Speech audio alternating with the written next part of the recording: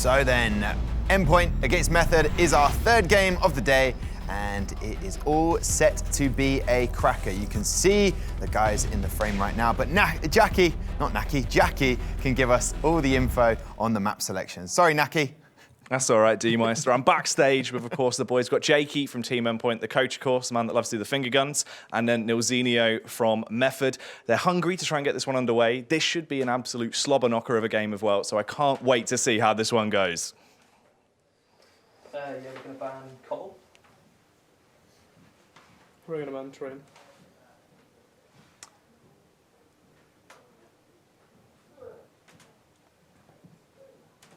Going to ban Nuke. Right. So there's two maps that they've both banned like every week. So Cobble and Train. Okay. There we go. That's the Cobble one from Endpoint. It should be a Train one from Method if you go by what they've done previous weeks. From that point onward, though, it's a bit of a, I wouldn't say mess, but both of them banned Inferno and one of the weeks. Games. I love It feels like this. Good game. Looks like Jake's laughing. I don't know what jokes our Gfinity staff member is throwing out there, but they are loving it at the moment. They're lapping it up. It's not a train ban though. Maybe we're suggesting what they should do, and they're hearing us and going, "Oh, we can hear them." And why is that? Why would Endpoint ban Cobble? That's the standard. Method are known to be quite good on Cobble. Even like they beat Epson on it, obviously. But in the past, Method as FM, for example, they were always quite good on Cobble. Like with Robin and stuff, they always just had a nice, I guess, comfortable zone. Like Jenko mentioned, like, that's his comfortable map, and we saw what he can do when he's on that. Okay, so there you go. That's the train ban. Hello, Ezio. He sits on the fence, but he knows his maps. Bit of an inflated map pool, though, really. Isn't it? Go on, the stats on these maps are It's so just inflated. So Nuke as well, Nuke and then Overpass. The Overpass one's a bit of a surprise because they did play that in Masters. Endpoint picked Cash, which means we've got what, Mirage and Inferno left. Mirage pick. Perfect. Cash Mirage. Reasonable. And then looking at those maps, I mean, we've had Mirage today. We haven't seen Cash yet, so this is the first time. What's the difference of that map, Cash, and why would Endpoint want to use it? It's a different map. It's a different main map. difference. Well, Endpoint, obviously, we saw them on Cash last week. They played well, so maybe they're thinking a bit of momentum, carry it through, continue that. Could work. And then Mirage again. I think we've seen Mirage every series so far. Is that correct? So maybe they thought, oh, we've seen Mirage, we're warmed up on it, let's go for that. Yeah, I mean, it's pretty up in the air, really. I still will go with 2-0 for Method, but who knows? Yeah, and what about the CT side of both of those maps? Which one's an easier one? Because we've seen some, I wouldn't say bad, but some very abysmal play on the CT side. Because that's very different, obviously. Yeah. It's kind of difficult to obviously judge because both maps are kind of similar in a sense that you can split off from mid into either side. But I'd argue that Cash is probably easy to put CT side on because it's a bit easy to close things off. Like it's not as much of a, I wouldn't say puggy, but then there are more things you can do on Mirage. So it'll be interesting to see how the CT setups do go for Endpoint specifically. Okay, perfect. And as you can see, the players are setting up the keys or sending an email. Who knows? We will find out shortly. But obviously, going to be casting for us, we've got Jackie and Snods, who are both lined up, or as I'm now calling him, Jackie Naki Slobberknocker, the new nickname. What's my nickname, Tom? Snods. Snods, I think. Snods, Yeah. just Snods. Cool. Just Nod. No, you can have two. I have one. It's fine. We'll get rid of the Z, mate. Just Snod. Yeah. Snod. I've taken the prediction from both of these gentlemen. 2-0, they're both saying to Method. Yep. Do you see it any differently, gentlemen?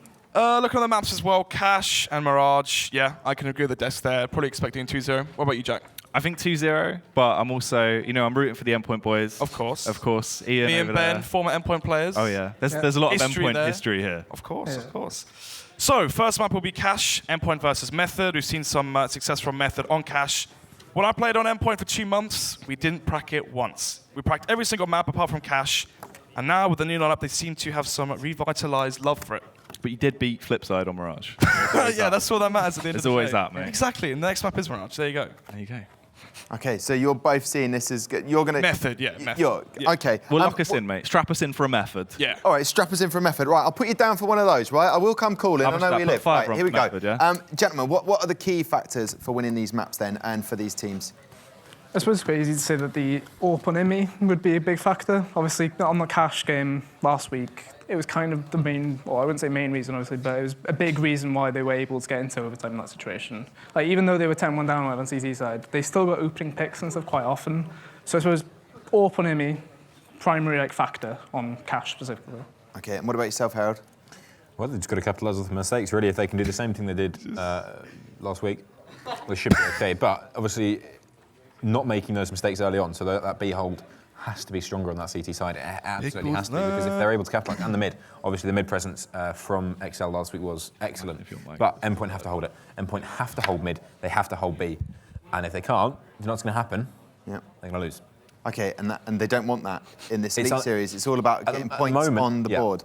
And obviously, Endpoint have had 1 draw already, 1 loss. Method 2 draws, so they haven't dropped any points yet. And you reckon they're going to get that final, the first win this week, which will be pushing them up. And very exciting stuff. Those 2 maps.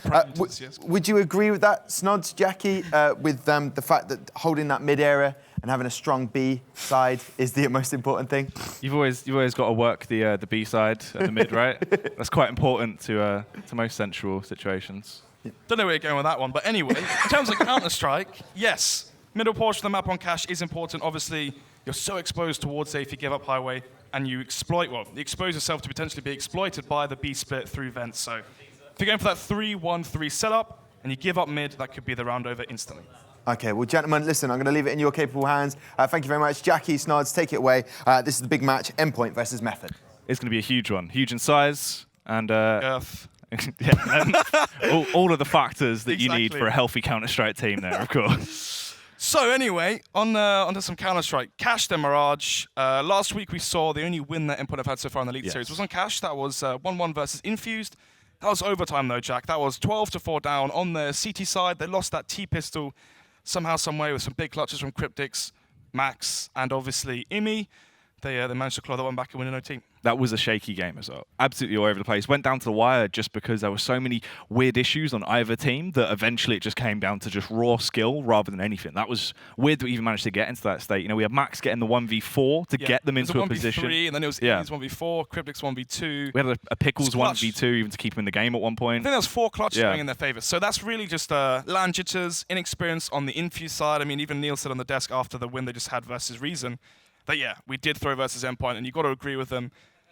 12-4 up on cache, and the jitters has got in their way. But then again, you look at the lineup on Endpoint, you've got Jesp, Cryptics, Imi, Max, experienced players. These are the people that, once it's crunch time, they still deliver. The problem is, towards that B site, we saw multiple problems with Pickles holding off defending versus the T aggression. Yeah, and that's the thing there as well, as we just saw on camera. Obviously, Ads, the owner of Endpoint there, he's looking happy. I was looking at the roster. Yeah, you were looking around. There they are. Hey, there Gabs as well, of course. Imi's support there. There's Yoshi, the sub of Endpoint. Everyone's looking happy. They're looking ready for an exciting game. Social media, can't forget Jazz as well. Yeah, Jazz on the end. Everyone's there. They got a lot of support in the crowd. 4 people, yeah. All of the crowd is for Endpoint. They're all there and they're all ready. Exactly that. So, still waiting for the players to get ready into this one. What's your predictions in terms of scoreline? I reckon 16-9 to Method. I think their T side on cache is just too strong. Problem is, right, on Mirage is always about, with every UK team it seems, is how weak is their CT and how strong is their T side, okay? Can you salvage anything on your CT side? Can you get 4, 5, 6 rounds and try win that T-pistol, win off of that? It's going to be a hard one. I think when you boil it down to just the raw ingredients into this matchup, right? Endpoint, in theory, they have had good results in practice. As an actual team, they can play effectively on cache. But when it comes to them actually displaying that in a live environment, it never really has the same sort of consistency, right? Yeah, I mean, I remember they were boasting about how well they were playing on cache in practice and then, versus Infused. A lot of people saw them, no flame as the weakest team here, and they were like 12-4 down, 12-3 down in the first half, so not really the best performance or scrims really paying off and in officials not really carrying forward that performance. It's true, and that's the thing. They need to have that consistency across the board, because in terms of their lineup, when you look at it, you think, man, there's a lot of firepower. They do have a very vast amount of talent on the lineup. I mean, they've got the best Swedish player in the server right now, Snods. They do indeed. Jesper. There is only one Swede in the server. Yeah, I know. He hasn't really been playing too well recently, has he? On the first iteration of Endpoint, back when they had Luzza, was it Ezio, of course, on the desk? Ezio, Max, Imi, Luzza, Jesp. Jesp was one of the star players on that side. Really helped to integrate Luzza for as long as he was there. But then in this new lineup, I'm not sure. Has Cryptics or Pickles taken his role as the more lurk style player?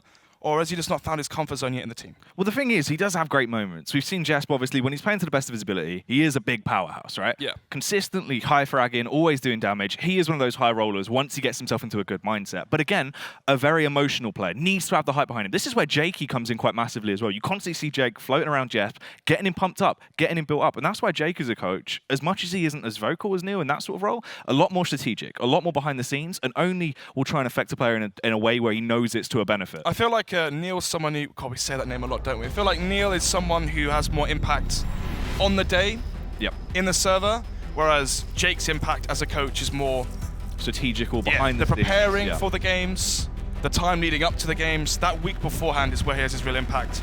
He is rather quiet once the game goes live, but then again, not everyone's got the same passion as Neil. It's true. Welcome back to the Neil series. The Neil series, exactly. What's your prediction, though? I said 16-9 cash in favor of Method. What do you reckon? I think, looking at it on paper right now, Method should be able to take this, but because of Method having an odd streak across the board where they're actually getting beaten by lesser teams in recent fashion, we've seen them obviously losing against Team Descend in oh yeah, of course. in EPS a couple of days back. So this is the thing that scares me for me of coming into that. Unless Method really switch things up, come back looking fresh, put their minds past that, and look at it as a new day, then I think that Endpoint could actually come in here, maybe within the region though of a 16-14. I'm thinking full 30 rounds. Potentially. Method's sort of the team where they match the enemy's level, right? If you're playing bad Counter-Strike, they're going to match it and play some bad Counter-Strike as well. If they're playing versus a top-level team in the UK, they play outstanding. Let's see if they'll deliver that tonight. So we go into the first round of the first game, or the third game, sorry, of the third week of the Elite Series. Endpoint win the 9th round. They decide to start on that CT side. Let's take a look at the buy.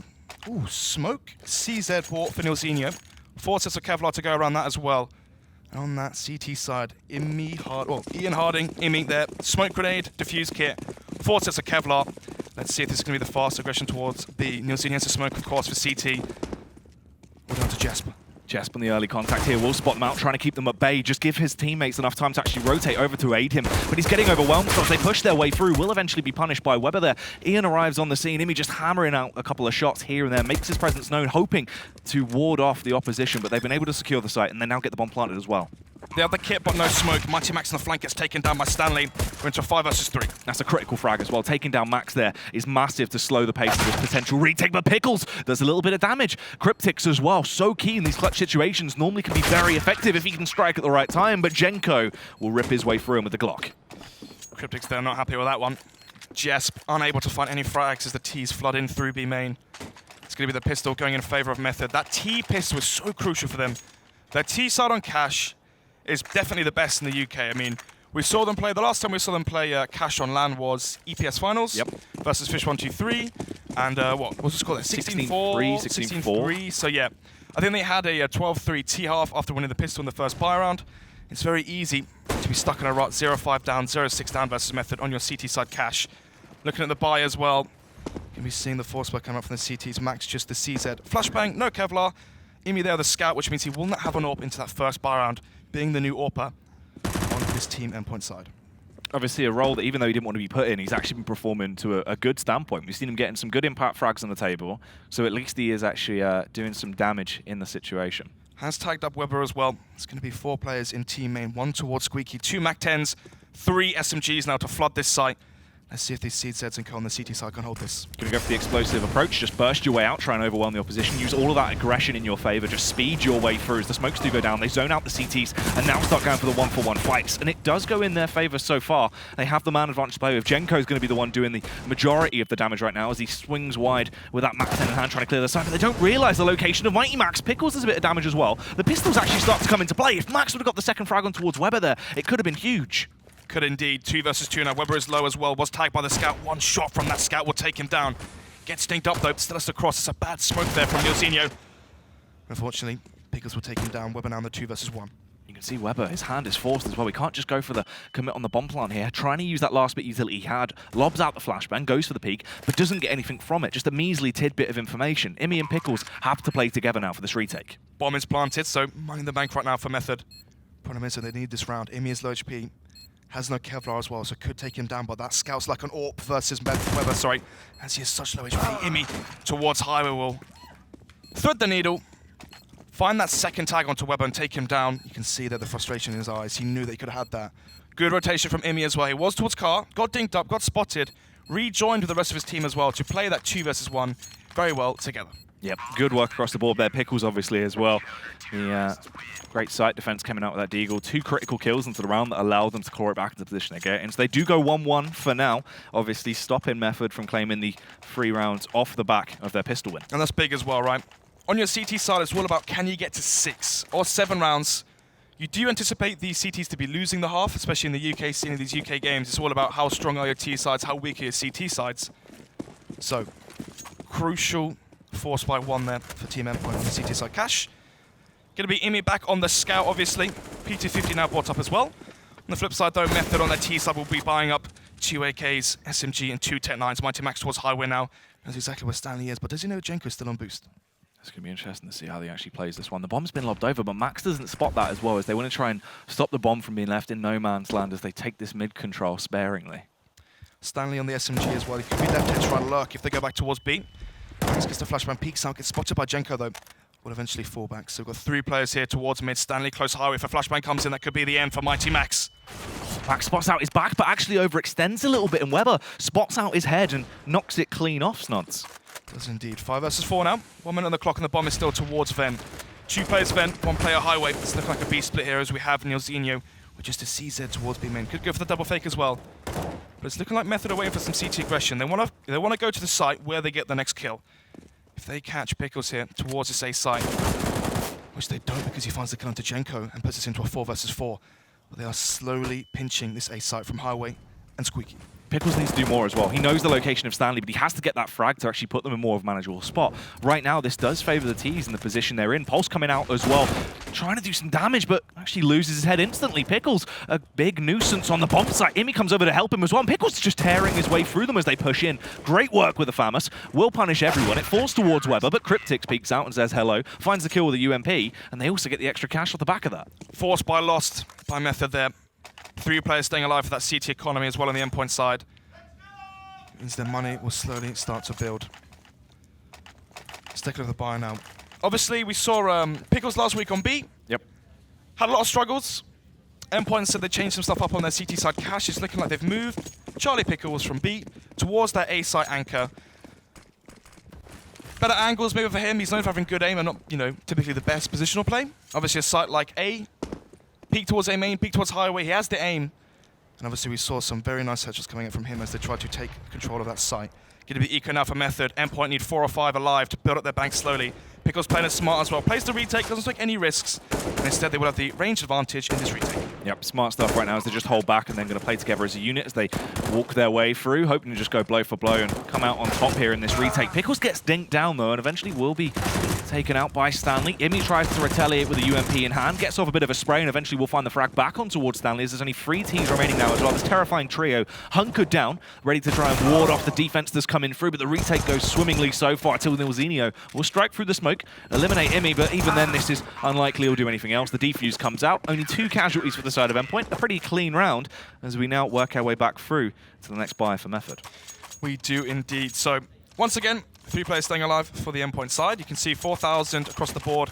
And actually, Imi did have 6,000, but does buy up into the AWP. 450 left in the bank for him. Method's buy. It's going to be no AWP on their side.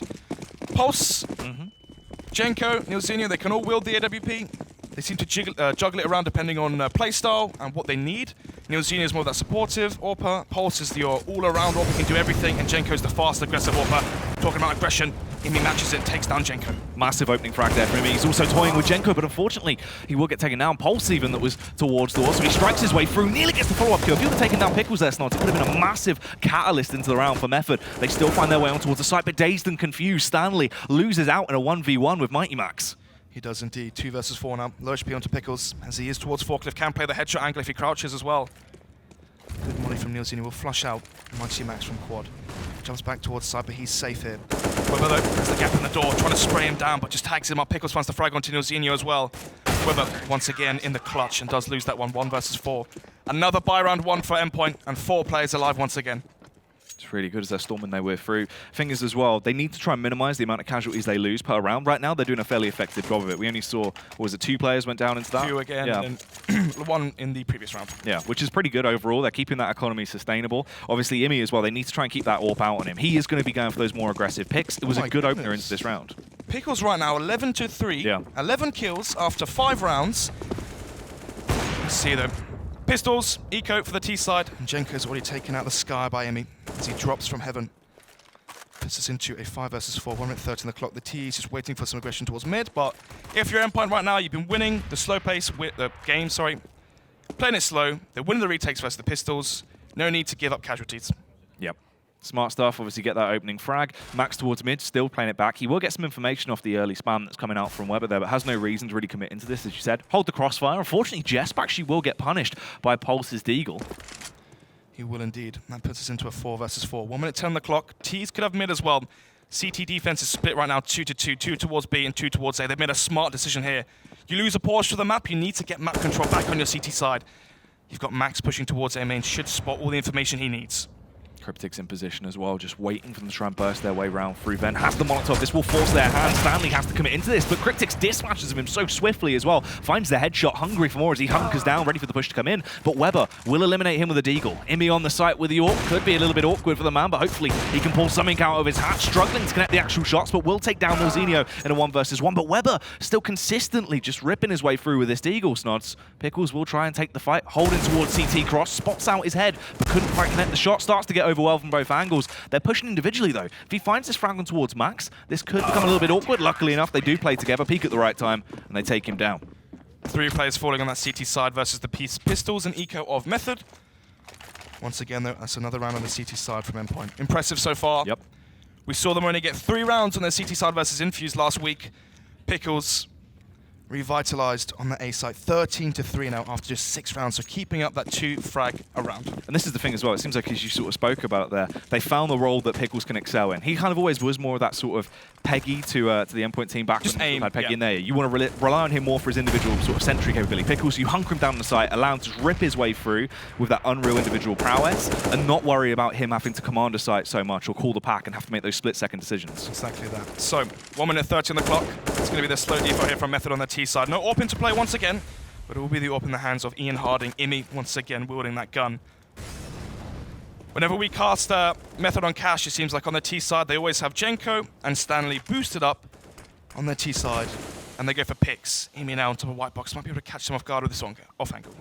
Here's the thing as well, obviously, the last time we saw them actually play over on Cash against Infuse, they were losing mid-control consistently. It was always Infuse taking control early on. This time around, Imi actually strikes swiftly, takes down Stanley. That's a massive opener, slows him down. He's also quite a big frag in-house into the side of Method.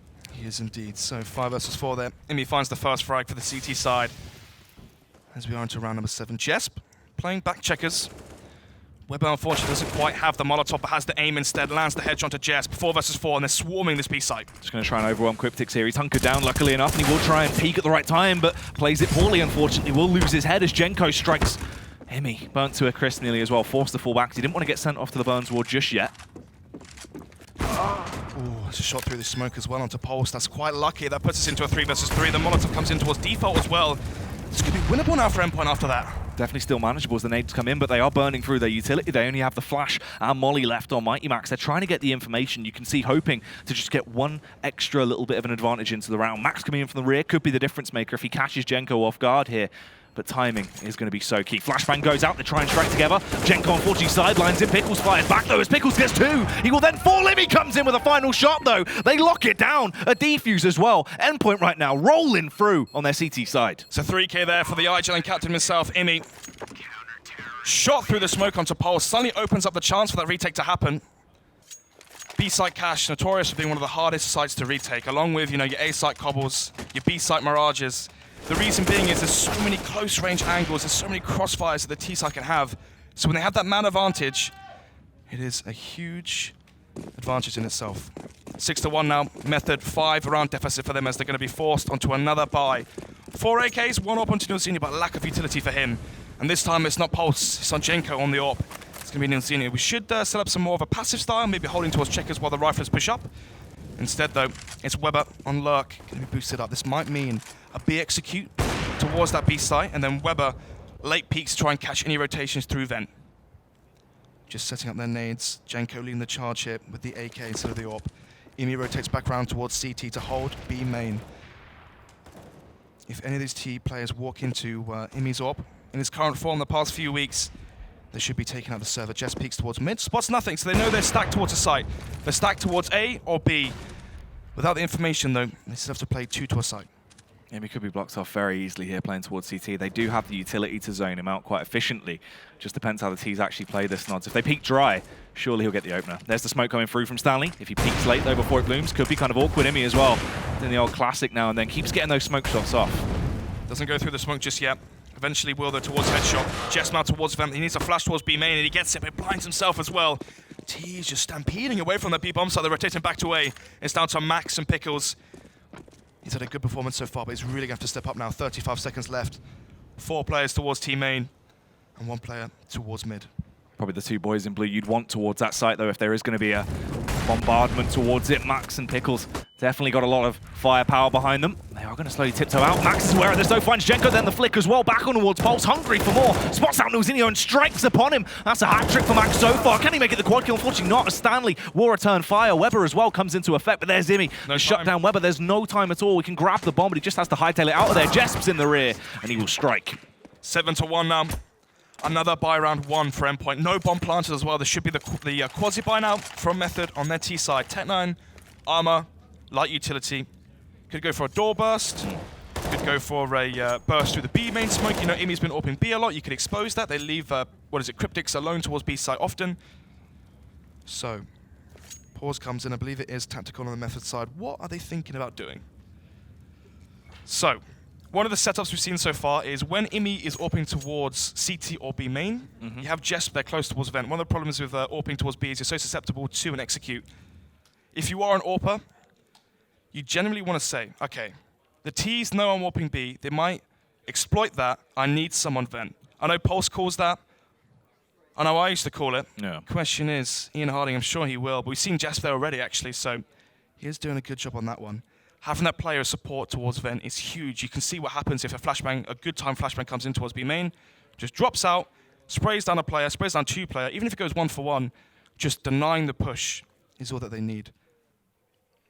I think mid-control so far as well has been fairly laxed, even though they are attempting to take control. Yeah. If we don't have the active defense from Imi, Max is still playing it smart. He's at least getting the info and then rotating off. Yeah, there's 2 styles of playing mid, right? You can either play your 1-3-1 or you can play your 2-1-2. So you have your you have Mighty Max and Pickles towards A. You have Imi as rotate, usually around middle, and then you have Jesp.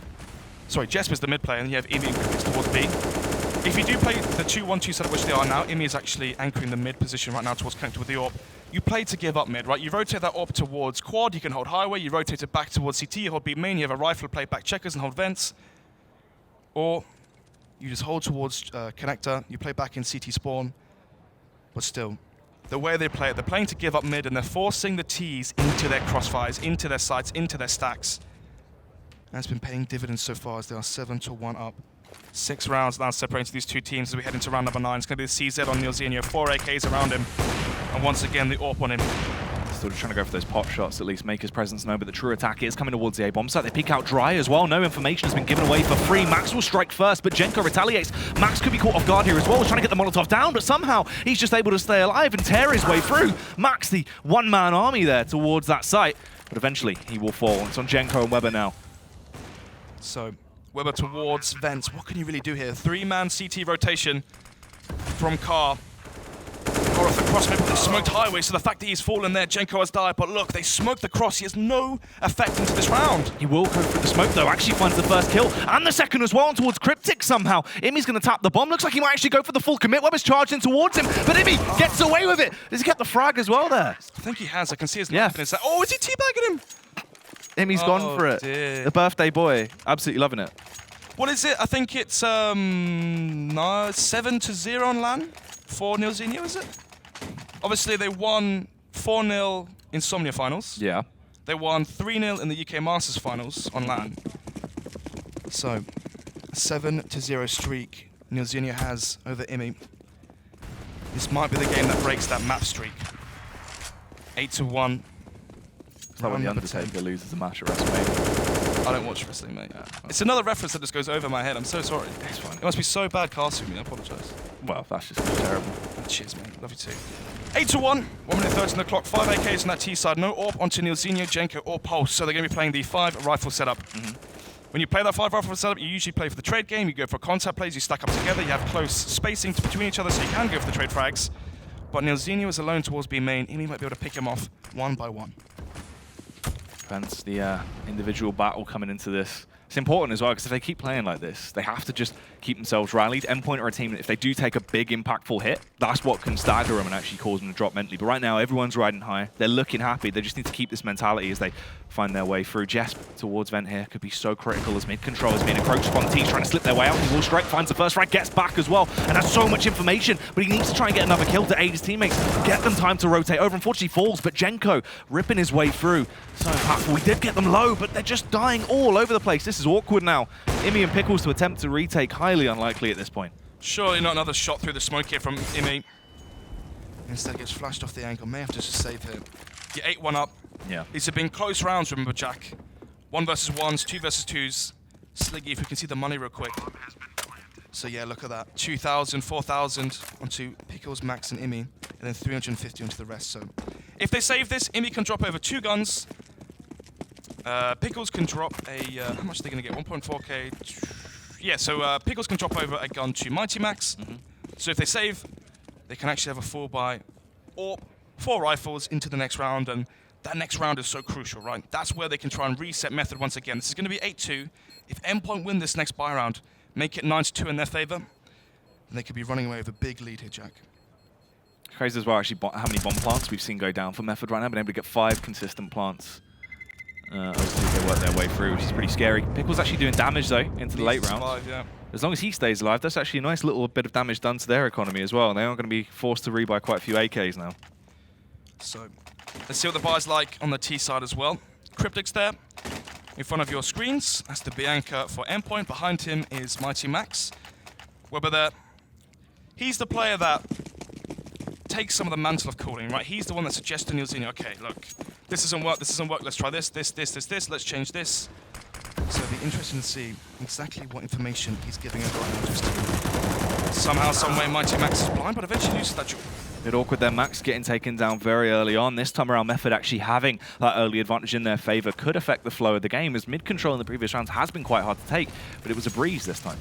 Neilzinho now expecting the aggression from Critics, but he doesn't.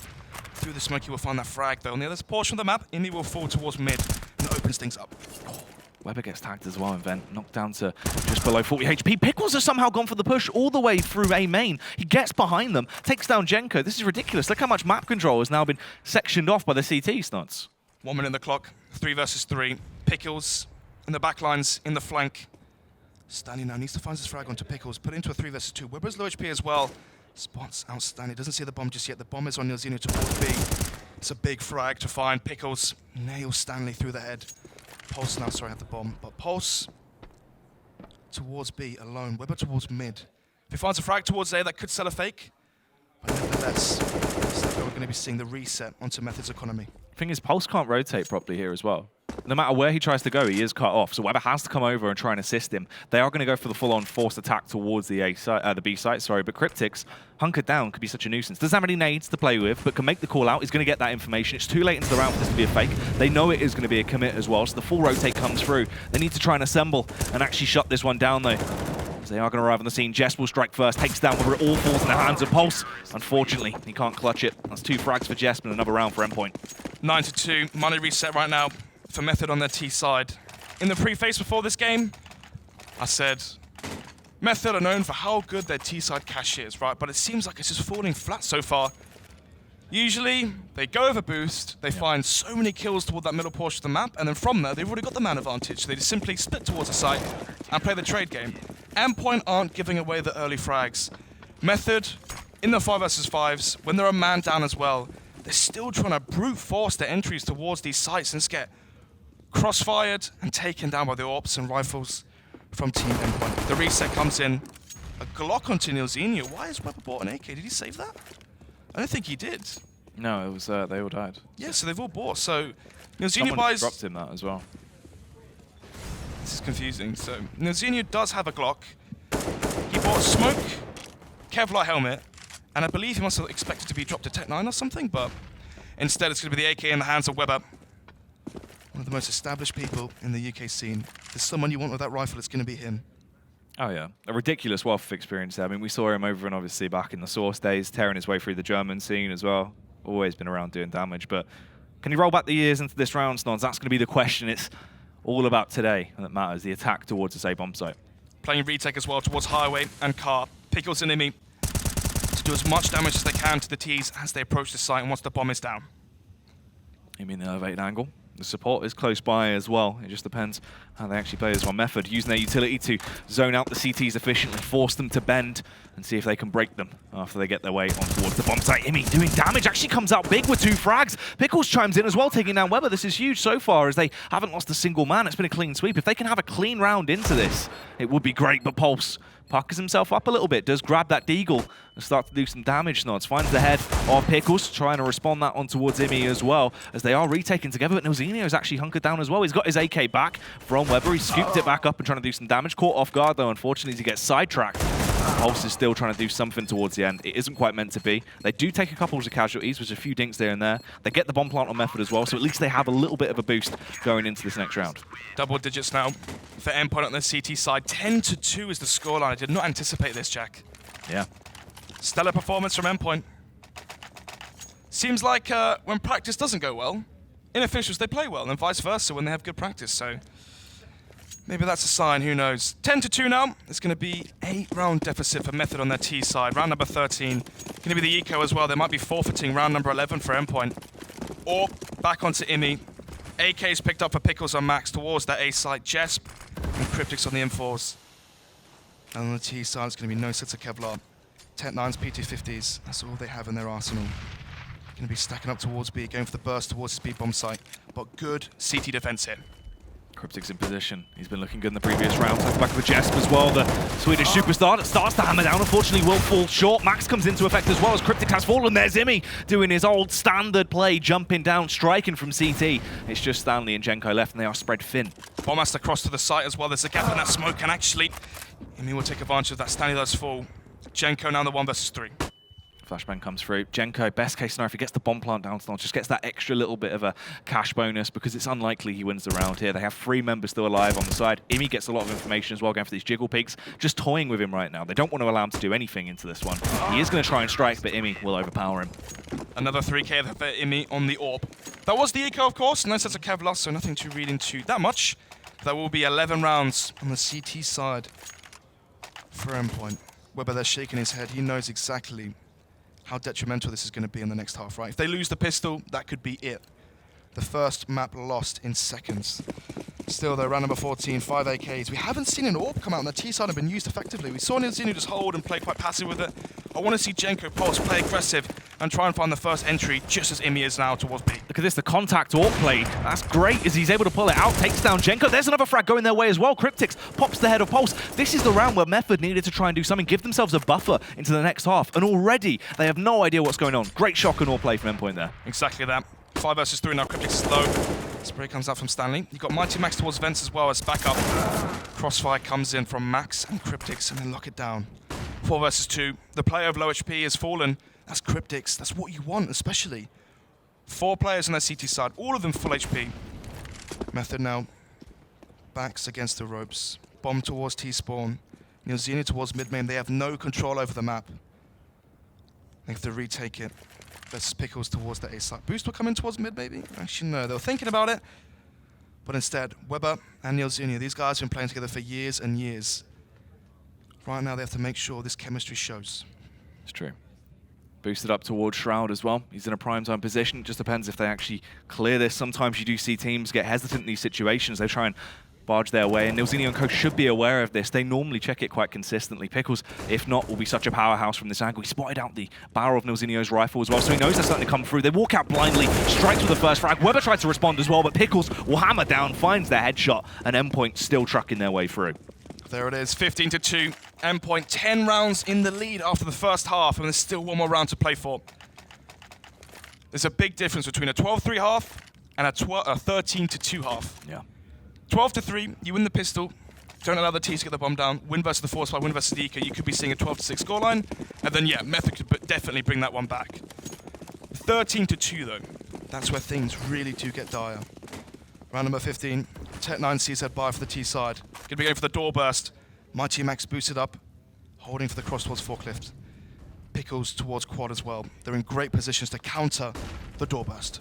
Doorburst comes out, they're going to try and charge their way through. They actually get the opening frag in close range combat as Weber's able to wield that Tech9, but Max strikes back, tears his way through two of them. Genko, though, eventually is able to redeem his team a little bit as it falls into a 3 versus 3 method. They need to try and play on these close angles. That's the only way their pistols are going to be effective. That Molotov actually flew in as well, burnt them so low. They're forced to move out of prime time positions. They're butting around. You can see everyone very awkward right now, Stars. They look confused and a bit panicked. Pulse has grabbed himself a rifle, though, finds a headshot back towards Zimmy, and it will be a 2 versus 3 as they make their slow approach through, just spamming through the smokes, hoping to at least get something. They get a slight bit of information, but Pulse overpowers them. Pulse playing so effectively with this rifle could be the sole reason they get 3 rounds on the board off the back of this half. Nilzinho swings up close, Jess trying to take the 1v1 to him, but can't quite find it. Genko will find the headshot, and they do get 3 rounds on the board, but is that going to be enough of a buffer? They were all so low HP as well. 1 bullet from Jesper's AK could have been 13 on the board. But nevertheless, it is 12-3. Definitely didn't expect to be saying that one. Endpoint CT side had it on lock, right? They weren't giving away the early frag towards mid. They played it passive towards the middle portion of the map. They forced Method just to group together. How many times did they go A? I think they tried it twice, or every single time they're on pistols, they'd go towards the A site. With the rifles, they'll just group up towards B, and then just get annihilated as soon as they try to cross towards that site. That's the thing. Didn't we see, like, what, 3 hits towards the B-bomb site, I think, in total? Buy rounds, yeah. Yeah, it was very sort of all over the place. It was constantly towards the A site, but Pickles was the sole reason in the early game that they just couldn't get in. Consistently getting 2 or even 3 frags per attack on towards the site. Exactly that. I do wonder how many frags they did get in the first half. It must have been, what, 17 maybe? We saw both of them have a similar affair on Mirage in the first game of the day. Imi there. IGL, leader, captain, whatever you want to call him. Baldy. Oh, you're giving it. So, we are going into the second pistol of the third game tonight. Let's take a look at the buys. Endpoint on that T side. This is a crucial pistol to win. They win this. That should be the game. Done and dusted. You win versus the force fire, win versus the eco, and you're at match point 50-3. You know, the game's pretty much over. Interesting as well, the last time we casted Method, it was 16-3 to them. And now they're seeing the opposite side to it, how it was for Fish 123 at the Prem finals. Anyway, though, Nilzinho, smoke kit, forces a Kevlar onto the rest of the CTs. Aggression towards mid. They're going to go for the mid boost and try to come in behind A main, but the attack is from Squeaky.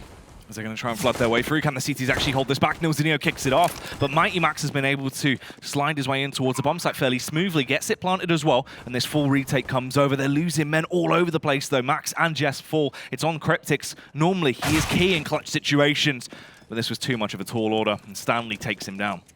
Clinical player there from Method on that CT pistol retake. Individually, they are probably the most skilled team in the UK, and right there it showed. They can get back into this one. 4-12 now as they win the pistol. The bomb did go down, so we might be seeing the full eco here from Endpoint. Then again, though, they could go for an audacious buy here to try to catch Method off guard. Pickles buys the P250. Actually, Pickles there, 22-9, so 22 frags in your first half after having such a poor performance last week on Cash. Definitely stepping up to the plate this week. So, we saw what happened there, right? 12-4, Infuse versus Endpoint, and Endpoint managed to bring it back. Have we seen the repeat? Definitely true. Could be the case right now. These SMGs struggling slightly. We did see Genko actually fail out to get a frag towards mid. He does fall. But luckily enough, Pulse is on the site towards B, tearing his way through. He will actually go down in the end. Genko's so low, but he just gets the early attack towards them. Pickles trying to hammer down on the trigger with that P250. The bomb is down in an awkward location as well. Unlikely he can do too much more into the round, but even then, 3 casualties against Method. They've done more than enough right now. Obviously, 3 kills and the bomb going down. That's great, but they've already got their 3 kills, so job's done for this one. Pickles has no pressure. If he finds another frag here and turns into a 1 versus 1, the money on that CT side will be so low. Kits though onto Weber. They can play retake. That's the question is, right? Do they want to allow Pickles to get the bomb? They have such good positions towards CT and towards that B-bomb site that when Pickles crosses, he should just fall. Pickles finally going to try and dip his toes in the water and see what can happen. makes his approach round. Weber spots him out, and he will unfortunately get taken down there. So, 5 to 12 as the buy comes in now from Endpoint. See what the money's like on the Method side as well. They lost 3 players in that last eco. How will that impact their economy? So, UMP kept from Weber. Pulse as well buys up the UMP to match that. Actually, no, gets dropped it, sorry. So, 4 M4s and a UMP onto Pulse. And the money is fairly decent. If Endpoint win this, force Method onto a UMP FAMAS buy, that could spell the end in the first map here from Method. The favourites. One of the favourites for the whole tournament as well. Not just this best of 2. 5 AKs on the Endpoint side. No AWP, unfortunately. If the bomb did go down, say Pickles did plant that, could have been seeing a glass cannon AWP potentially. But instead, they will be going for the 5 rifle setup, and interesting to see what happens. Yeah, Weber playing close by garbage there as well. So, yeah, wonder what he's going to be able to bring to the table right now. Bit of a stalemate. Endpoint just holding to see if there is any early information plays from Method. But nothing of the sort. Nothing of the sort, indeed. I know, it's froze, mate. Oh, really? Yeah. There. I only just saw the timer. Really? Yeah. Did you not know it was frozen? No, mate. I didn't realize what was going on. I've only just looked up at the dear. timer. I was just looking at cryptics. Handsome guy. Yeah. Nice box as well. There you go. There we go. Oh, essentially nothing's changed. But there's the opening frag. Cryptics will take down Stanley as they've made their way onto the bomb site. Imi actually takes down Csgo as well as they've secured it fairly efficiently. The smokes are going to go down. Weber does attempt to respond as best as he can, but the bomb's been planted and they have 4 members hunkered there. 4 versus 3. Weber is low HP. They have kits on the CT side though, and 2 Molotovs and a smoke as well onto Pulse. But one of those mollies is taken out as Weber does full. 4 versus 2. Pulse here, hoping to do something. But the call has been made, forced to back off now as they know they can't run the risk of going in for the retake here. Highly unlikely they'll get anything worthwhile. So they have to fall back. This is going to be 13 rounds on the board right now. 4 Endpoints, Nods. 13 to 5. Sliggy, can we see the money please real quick? Just want to see if they can drop over any guns. So they're going to get 1,400 in the bank. So they can only really drop over FAMAS's. Stanley can drop over. Actually, no, Stanley's dead, so he can't drop anything. So they will have an extra M4 into this buy. It is 13 to 5. They can eco this one and have a full buy and allow Endpoint to get to 14, but, you know, 14 to 5 down, you're going to have to win 11 rounds in the trot if you don't want to have overtime. So we could be seeing 3 rifles on the CT side and then 2 UMPs, or maybe a 5.7 full utility and a kit. But still, you have to be favouring Endpoint into this round. There's a very good call there from Imi to rush towards A, caught those CT players off guard, caught us off guard. And that does make it 13 on the board for Endpoint now. 5 versus 5. It's going to be the USP on Csgo. So they are saving. They are going to allow Endpoint to get to 14. Yeah, this is pretty crazy, giving them the free one here. It's confident as well. They're going to be anticipating that they're going to get 11 rounds in a row to not force OT. They need 10 in a row, and they can concede 1, and that would be overtime.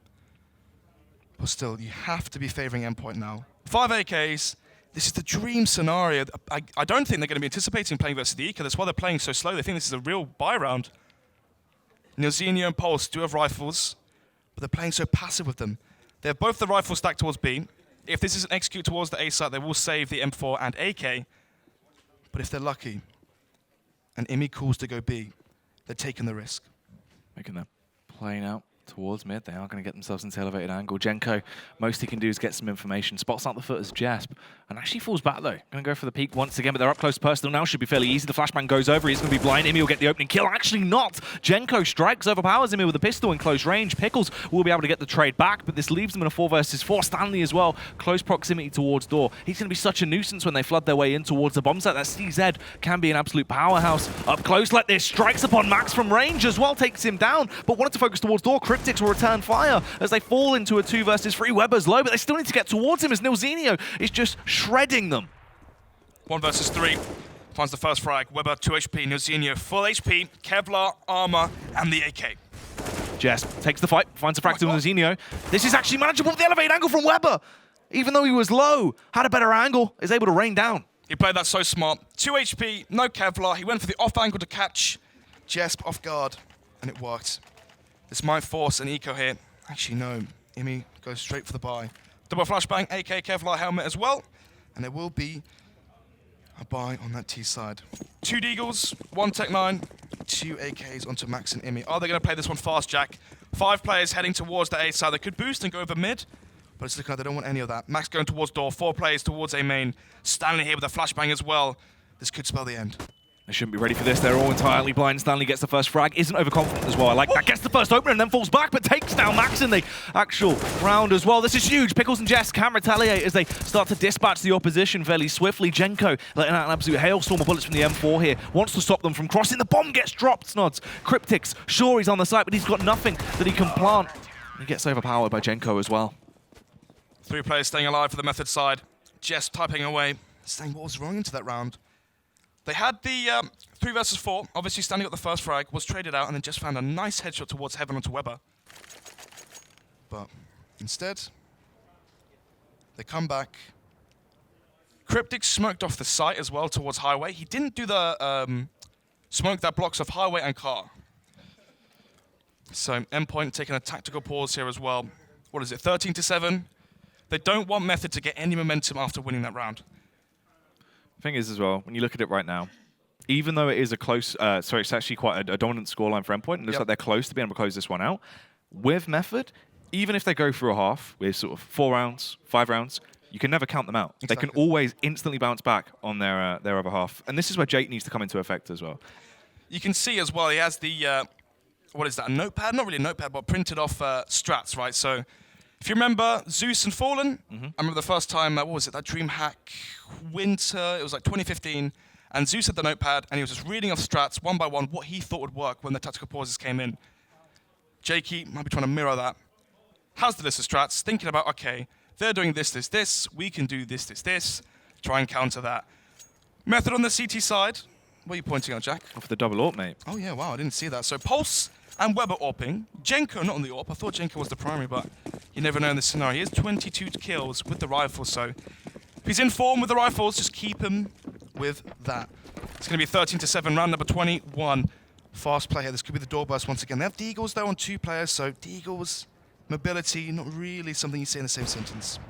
Oh, and that absolutely sucks. Max getting taken down early. They can't go for the short smoke. They can't flash out, so they just have to go in dry right now, and it's a meat grinder. Surely they don't get anything out of this round. They do find a couple of frags here and there, and they've grabbed an AWP for Jesper as well, but Pickles tried to delay as much as he could, peeks out, and gets punished because of this.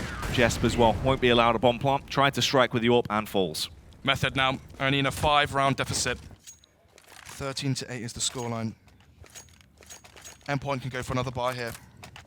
If they don't get it done now, then there is potential for the comeback to happen. 13-9, force another eco, and actually, Endpoint are going to double eco for the AWPs. And this is going to be 9 rounds on the board now for Method, getting ever so close. Endpoint are burning through the buffer they have. Exactly. 13-5 up. They've conceded 3 rounds. The full eco here should be the 4th round. And at that point, it will only be 4 rounds separated these 2 teams. Max charging out here, hoping to get the openers. They sprint their way through, but Stanley and Genko will be able to hold them at bay, just tearing their way through them oh so easily, as Max is going to fall. It's all left on Imi. PT50 in hand could actually take down Stanley at the very least, but Stanley will instantly return fire. 4 players staying alive for that Method side, which means their money is starting to build now. Even if they concede the 14th round, they can buy up afterwards. Even if they concede the 15th round, they can still buy up because their money is strong. Actually, no, it's not. It's fairly awful. Actually, no, look, you got 750 on Genko, but 2,000 Stanley, nearly 6k on Zenio, 4,000 on Weber, and 8,000 on Pulse. So before I saw Pulses, it wasn't actually that bad. So they can buy up into the next round if Endpoint win this one. 14-9, Method still have the pressure to be given towards Endpoint. It will be Imi's AWP. Where's he going with that? Goes towards A main, finds the first strike onto Stanley. A 1-man advantage after only 1 minute 37 on the clock. Back to the double AWP setup as well from the CT side. Weber just holding alone towards his A side. We might see the default stay for Endpoint. They're just going to wait. They know that eventually Method have to split up 2-2 towards these sites. They might expect that Method give up mid as well. Or they have 1 player towards Highway. They could go for a good B split here as well. That could be effective. Or they could try taking control of mid, find that 1 player towards Connector or Highway, and then explode on the A site. That's very true. Still, just playing it slow right now, though. They've done the early damage. They have the advantage into the round quite massively off the back of that opening frag. Max will get the smoke out towards this A bomb site, just keeping them busy. You can see actually quite invested. They do believe this is going to be the play towards A, when in reality, it's not. It's towards B. Only Pulse there as well to hold the line. 3 players out of the 4 towards A.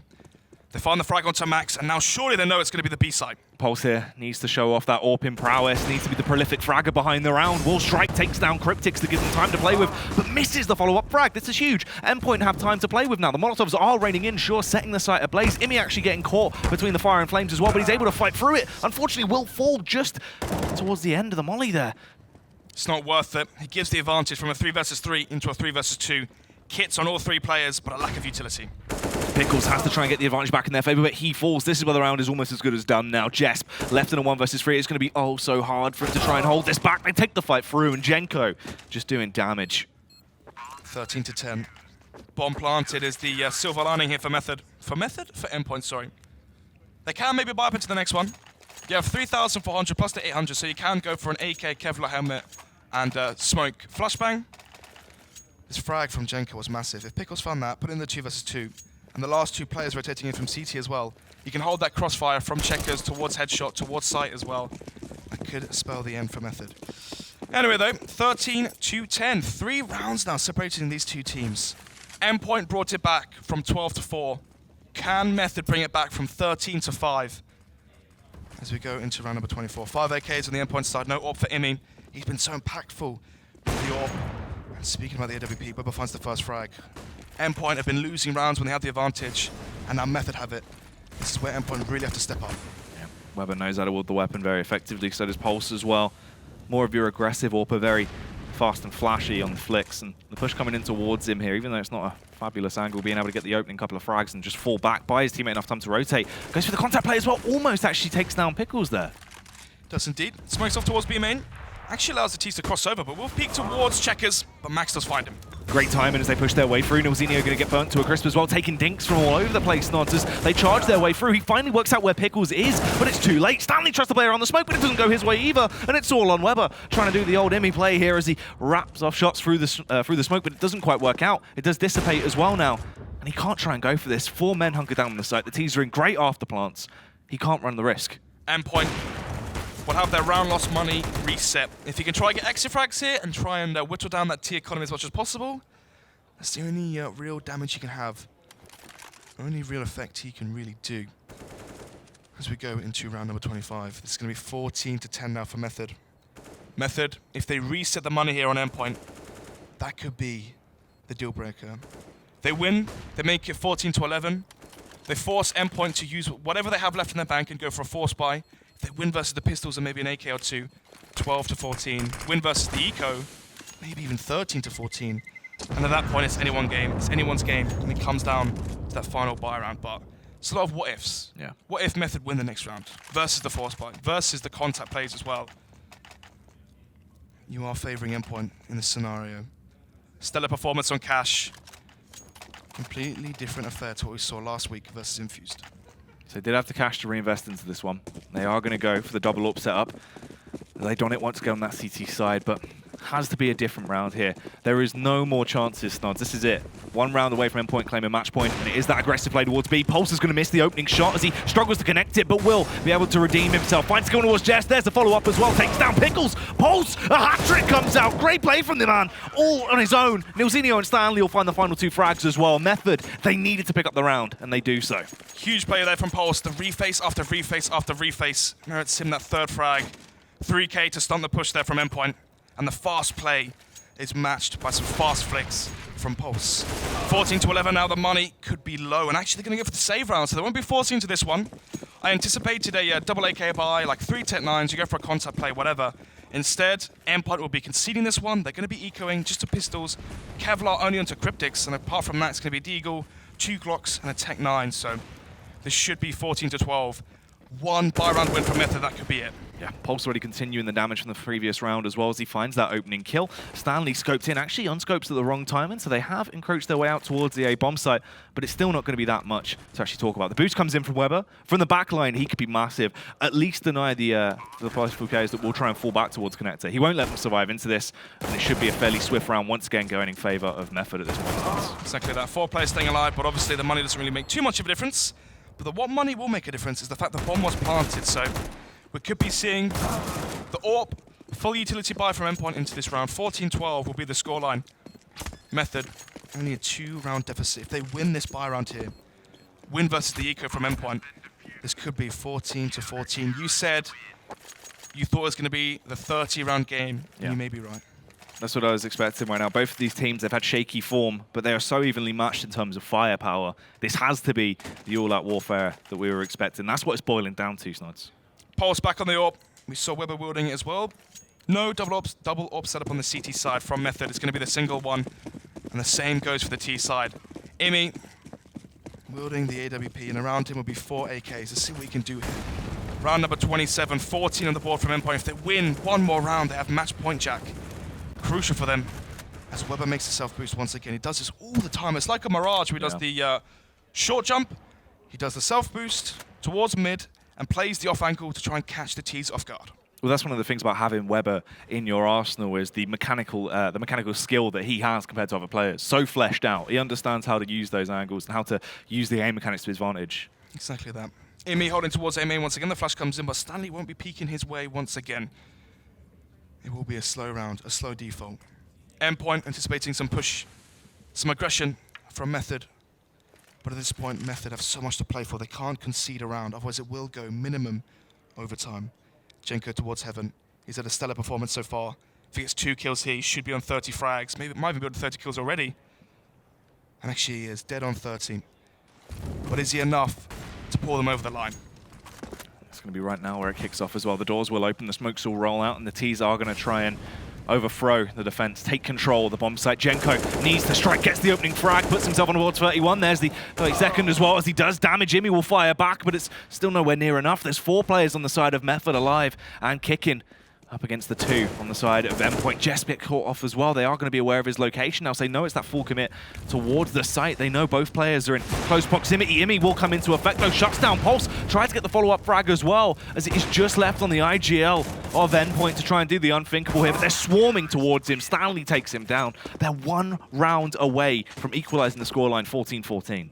Seems like Endpoint have always had this problem where they have a big advantage. Even when I was playing on the Endpoint side, we would be 12-3 up, 14-4 up, and we would find ways to lose the game. You play so restricted at the start of your T-half. You don't want to be the player that loses the rounds and makes the comeback possible for the other side. And then once it does get to, you're 14-10, 14-12, suddenly you finally start taking risks, but you take risks when it's too late, and you find yourself in this scenario.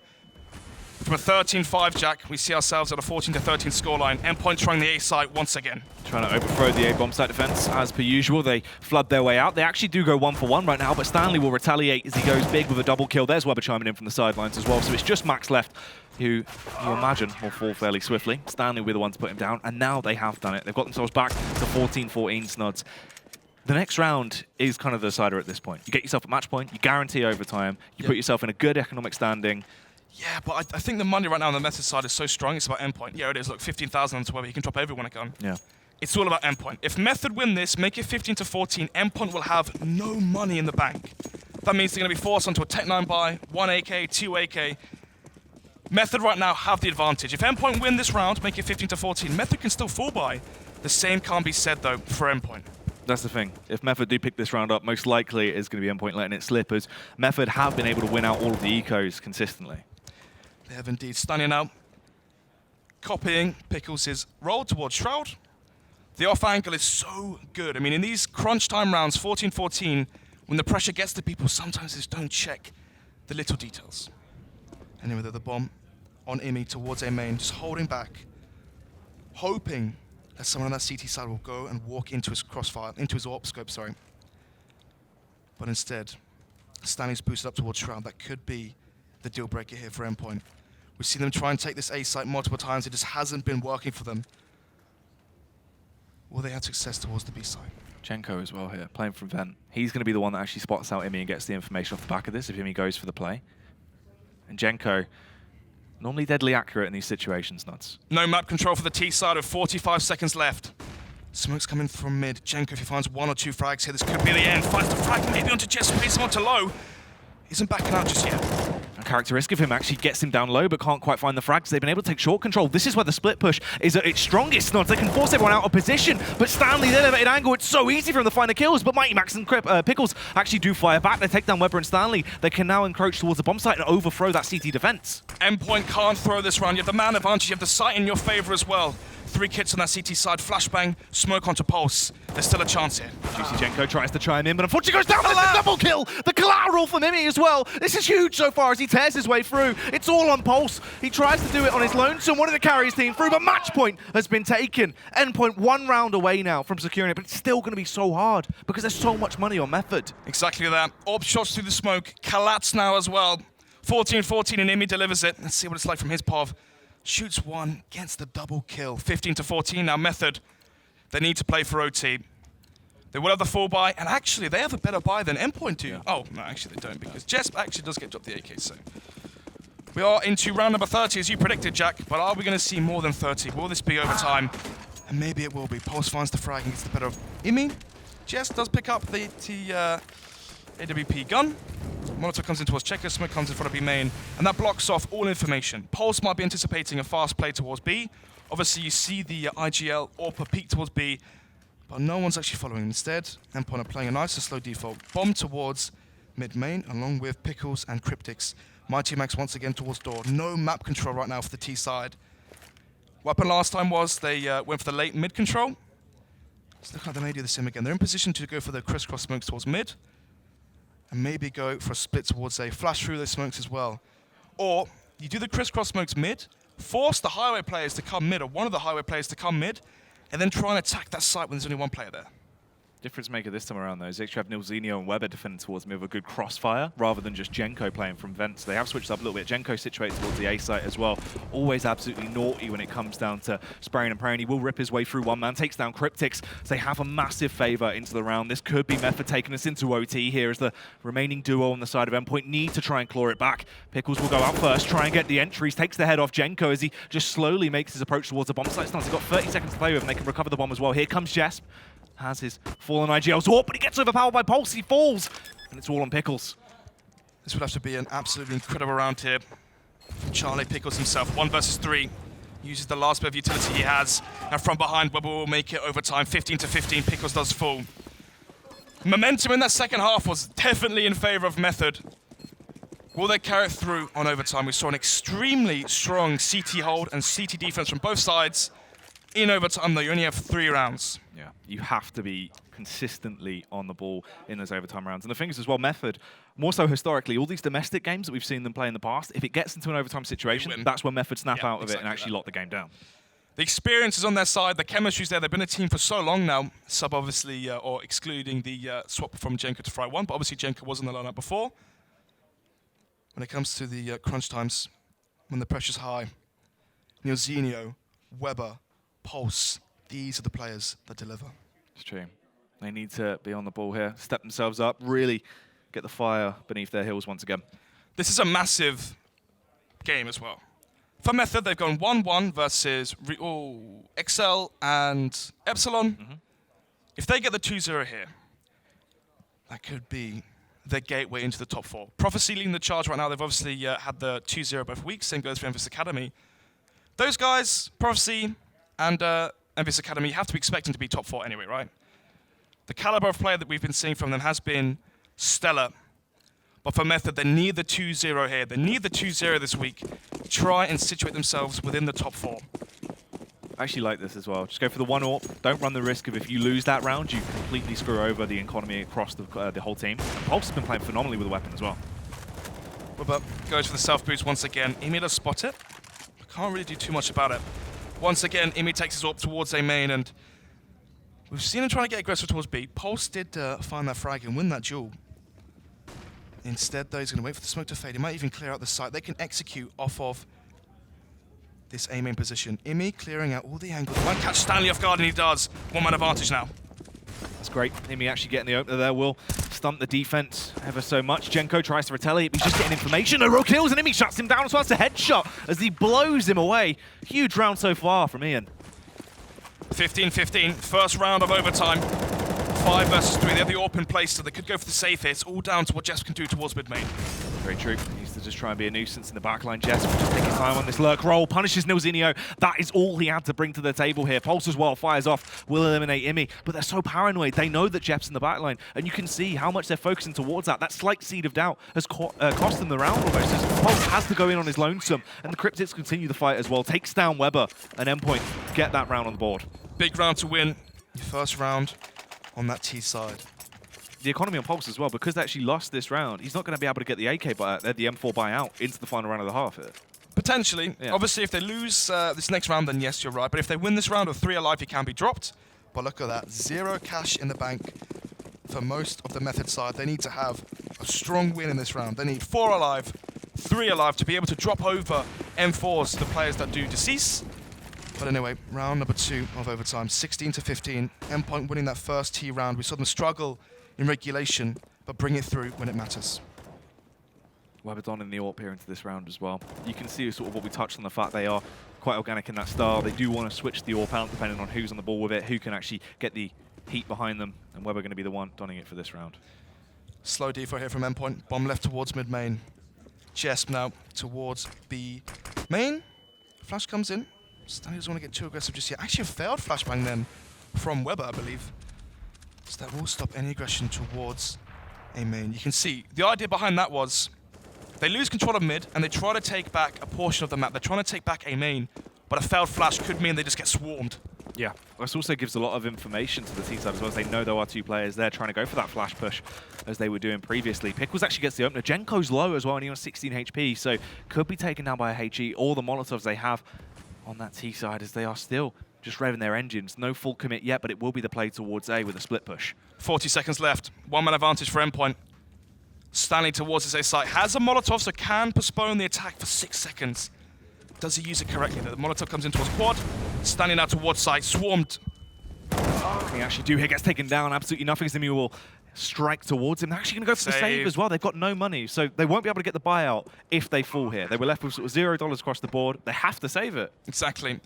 Stanley there gets pinched from Highway, pinched from a main, and Squeaky left alive. You can see what happens, how as soon as Stanley died, all of those players were in such a good position to save. You had 1 person towards connector, 2 towards B, so where was Stanley's support? This could be a bit of a nuisance as well here, Jess. He could try and run the risk, really. They can always get that. They've got money, yeah, buyout. they're fine. Yeah, they're fine. Jess right now has nothing to lose. It's so important they take rifles out of the next round. As you put an AK and M4 into the hands of Jenko or Pulse, you know they can work magic with those rifles. Just clearing out all the angles, Jesp and Pulse. See that putting front frag.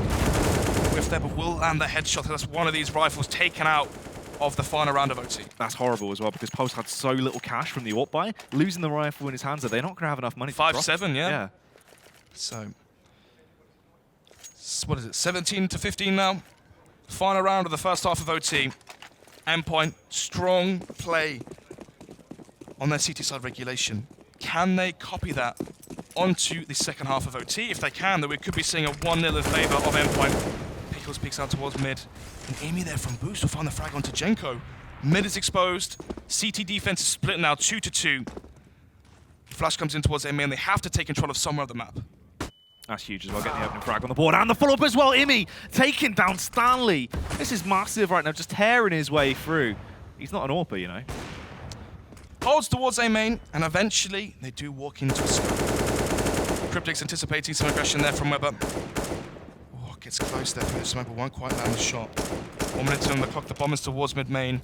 Endpoint have a 2-man advantage thanks to the AWP of Imi. A failed Molotov as well. We'll grant them control of mid. It's going to be 1 player towards B. That's Nilzinho, has a Molotov flashbang and the M4. Weber flashed in towards A main. Imi now, can he get a third for himself? Weber trying to play on the boost, wanted to perch himself up on the high angle, but taken down by Cryptics as it just falls into 2 men, Nilzinho and Pulse. Pulse, up close and personal, could play around that CZ, but unfortunately falls. Once again, they're pinched in from Highway and A main. And Nilzinho just gets swarmed there towards Car. All T rounds won, first half of overtime. Match point now for Endpoint to take this 19-15 to 15. That's what's scary as well, is Method right now, they have to get 3 rounds on the board. Just to get second OT? That's the thing. They need to force it into second overtime. If Endpoint get 1 round out of these remaining 3, they're going to pick this one up and they get that first map on the board. Cash, if they're able to win on Cash, that'd be a huge win for them and a great setup to what could potentially be a massive 2-0. And this is things that we spoke about behind the scenes. We were in the green room. Me and you both said it's either going to be a 2-0 or a 2-0. As in, yeah. Method would either win this 2-0 or Endpoint would win this 2-0. There was no middle ground. Exactly, especially because the next map is a Mirage as well. We saw some weak play from Method on Mirage last week versus Epsilon. Well, it seems like Mirage right now, even though it's a map they enjoy playing, is kind of their kryptonite in situations. It's their CT side is just so awful. That's the thing though, right? Yeah. CT side Cash, they definitely delivered. They forced OT from 13-5 down. On Mirage though, every single week they've played Mirage. They lost versus, Excel on CT side Nuke. Yep. They lost versus Epsilon on CT side Mirage. The T sides are always so strong. They need to salvage or come together and have better afterplants and retakes on that counter-terror side. But anyway, it's going to be Method on the T side. Their bread and butter usually. We saw a very weak performance from them. I believe it was only, 3 rounds on the T side in regulation. Endpoint had a very commanding CT side. Can they carry it forward? It's going to be the AWP in hands of Imi. And Pulse this time wielding the AWP on that T side. It was Nilzini on the T side AWPing. But this time, Pulse has that weapon in hand. Will he get aggressive, try and find an entry for his team? Currently holding towards mid-main, seeing if anyone's pushing from that CT side towards door. If you are Method right now, you have to expect Endpoint to play aggressive on the first round of second half OT. You have 3 match points to play. Yeah. They have money in the bank, so they can take risks. That's why we see them play the default. That's the thing as well. Method, you can see they look a lot scared in these situations. It does start to hit them. This is probably one of the most emotional teams out of everyone. Endpoint? Yeah, of course. A lot of teams are emotional. There's a lot on the line. People quit their jobs for this team. Jesp, Pickles quit their full-time job. Cryptics as well. This is the thing. I mean, this Max dropped out of university for this team. They've invested everything into this, so they need it to start paying off. And this would be a huge way to try and actually jumpstart that for them as well. Chris, cross smokes come towards mid. It's looking like a B split here from Method. Match point now for Endpoint. Can they hold this one? It's going to be a question into this round. It's so critical they hold it back. Luckily enough, Imi's there just before she gets burnt to a crisp, but he can't fall back. Gets sent off to the burn toward Nilzinho. Strikes upon Cryptics as well. Imi tries to keep in the bay. Will fire for pop shot, but he realizes instantly. Fall back, go for the save. You can burn through your economy so quickly in MR6 here. Exactly that. You can't be too overconfident as well. Yes, you have 3 match points. You can take risks. You have the money and the rounds to play with. You definitely will have a second overtime. But they do play it smart. They're going to be saving Cryptics there towards B. Had a very quiet game. I believe the first half he only had 7 kills. Pickles had 22. But I mean, 7 kills in one half when you are playing that B-bomb site, when your team wins 12-3 as well. It was all about the A site for Pickles and the retakes from Imi. And Polestar with the up will take out Pickles and Imi from the server, leaving Max just last alive. That's quite devastating as well. Going to lose that AWP, they're going to be forced to rebuy. We might actually see some of that damage on utility coming into effect in this round, which could stunt them. Yeah. I think Imi will need to be dropped an AWP as well into this one. Obviously, you buy the AWP, full utility, pistol, diffuse kit, costs about 8,000, so let's take a look at the buy. Oh, actually, you see the highlight there. Imi, they're peeking. There wasn't that much time left in the bomb. He obviously thought that the CTs were going to be close and weren't holding him, but in no way yet. You can see the money on him. He does get dropped over an M4, but that means someone else's bank gets used. Someone else's credit card is... it's been swiped. Exactly that.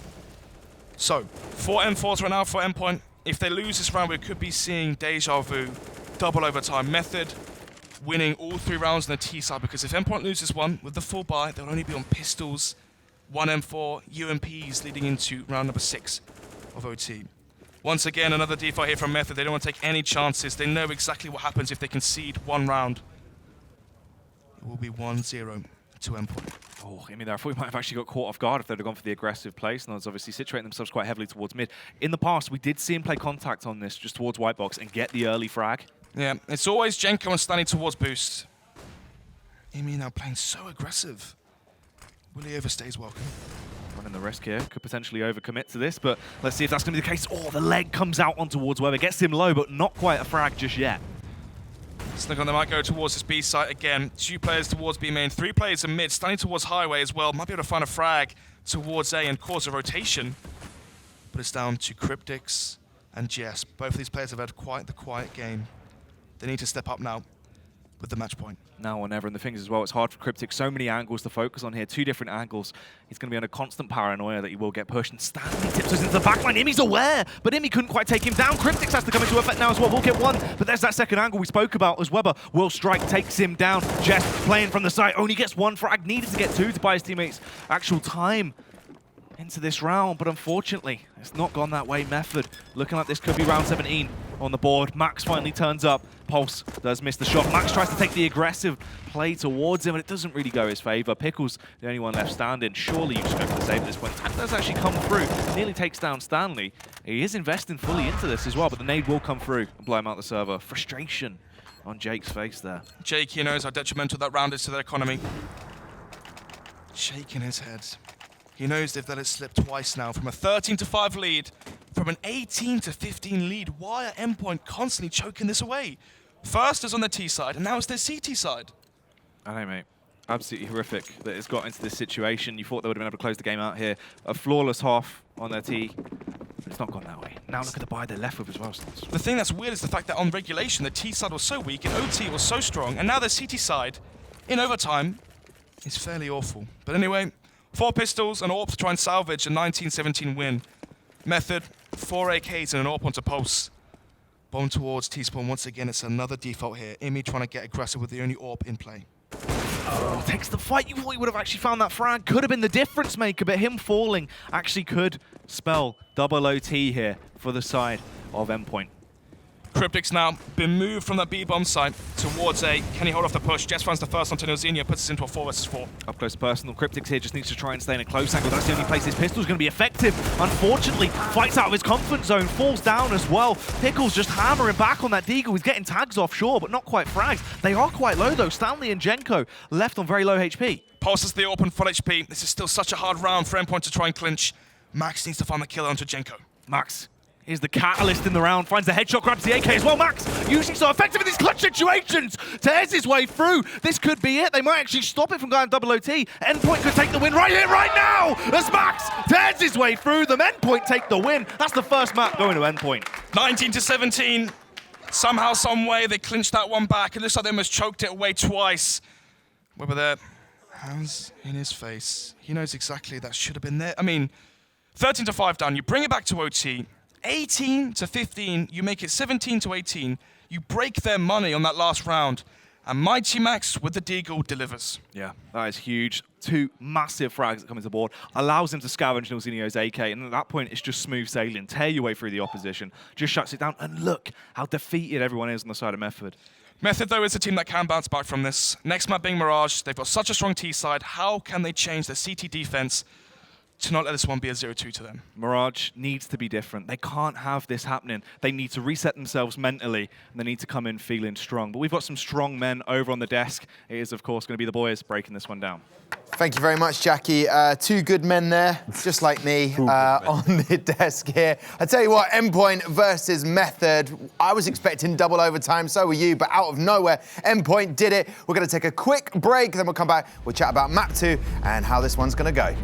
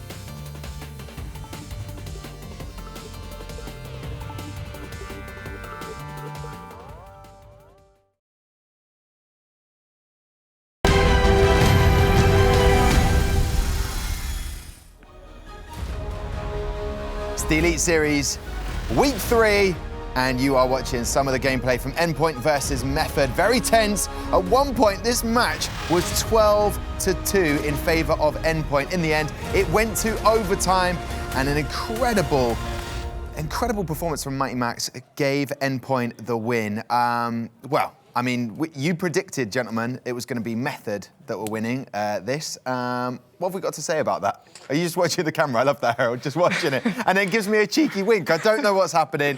Maybe the delirium of that last round. Mighty Max was fantastic there. And how did Endpoint lose from, that standing? They were 12-2 up. It went 12-3 at half-time. And then out of nowhere, they just really struggled. Yeah, it was actually something that used to happen when I was in Endpoint. We traditionally had terrible CT sides. Yeah. But if we had a good CT side, the T side would be awful. Okay. It was a complete switch, and that happened today, obviously, and for both sides. Is that down to the loss of focus, maybe, perhaps? Possibly. It's like complacency, I suppose, for some people. But you can't discredit the CT side from the other team as well. You can't just be saying, we played crap. Yeah. The other team also in the position to take advantage of that too. He's dropped a C-bomb already. That is what you get with SEO, a little crap bomb. Listen, Harold, talking about Endpoint being so strong at the beginning, then out of nowhere, Method really started to perform. So in another way, it's maybe the Method were playing out of their skin compared to Endpoint just not being able to match it, or... I think it was less of a case of one team stepping up. And of course, in the first half, I have to say there were some incredible individual performances. But going into the second half, I feel like those individuals sort of stepped down a bit. Maybe, for example, Imi had an incredible first half, like out of his mind he was playing. And we didn't see that again really until overtime. So it's understandable that a player might not be able to play at that standard for an entire game, but I feel like that's mostly what it came down to. It wasn't so much the other team coming alive. And of course, Method had to have played better in that second half. But at the end of the day, they won the game, so Endpoint, they can take a lot from that game. There's a lot to analyse, I give them that. There's a lot to break down later on. So they're keeping themselves busy for next week.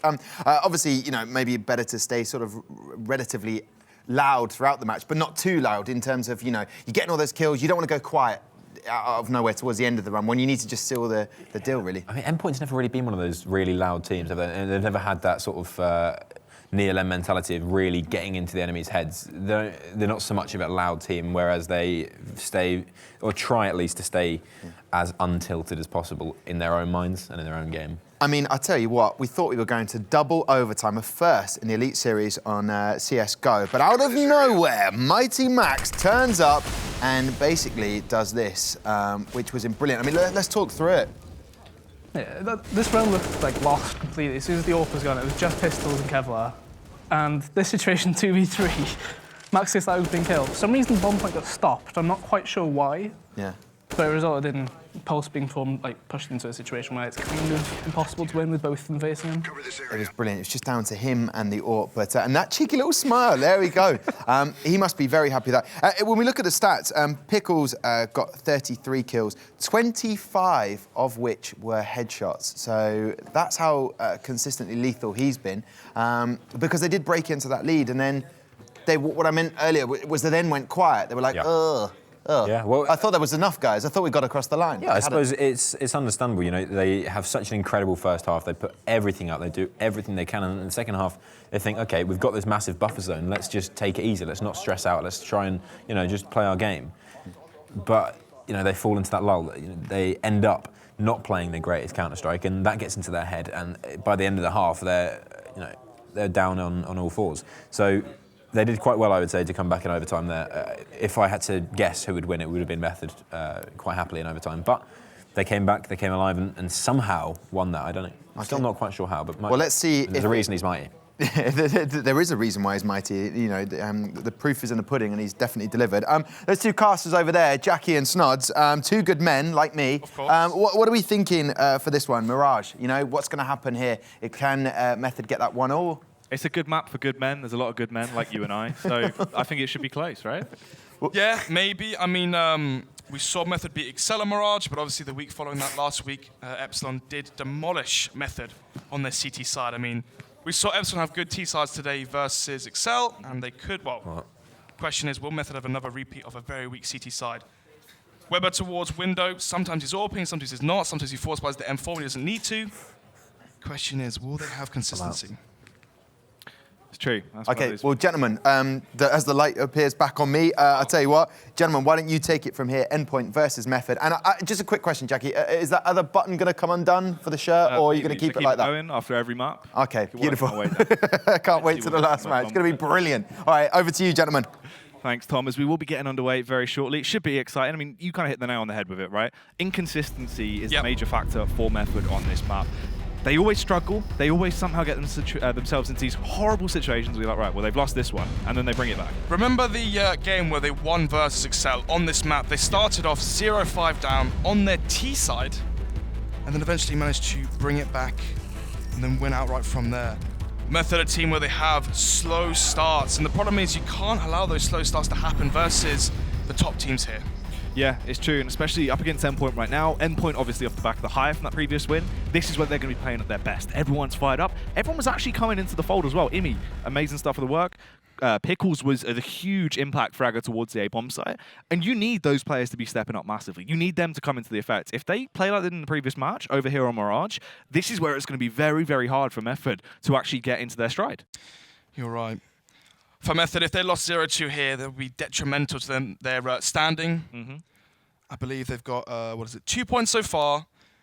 They can't get 3 points from this, so they can't get to 5 points. If they go 1-1 and win Mirage versus Endpoint here, they'll be at 3 points. The problem is, you've got your Envious Academies at 6, Prophecy at 6. Eventually, they will be taken over.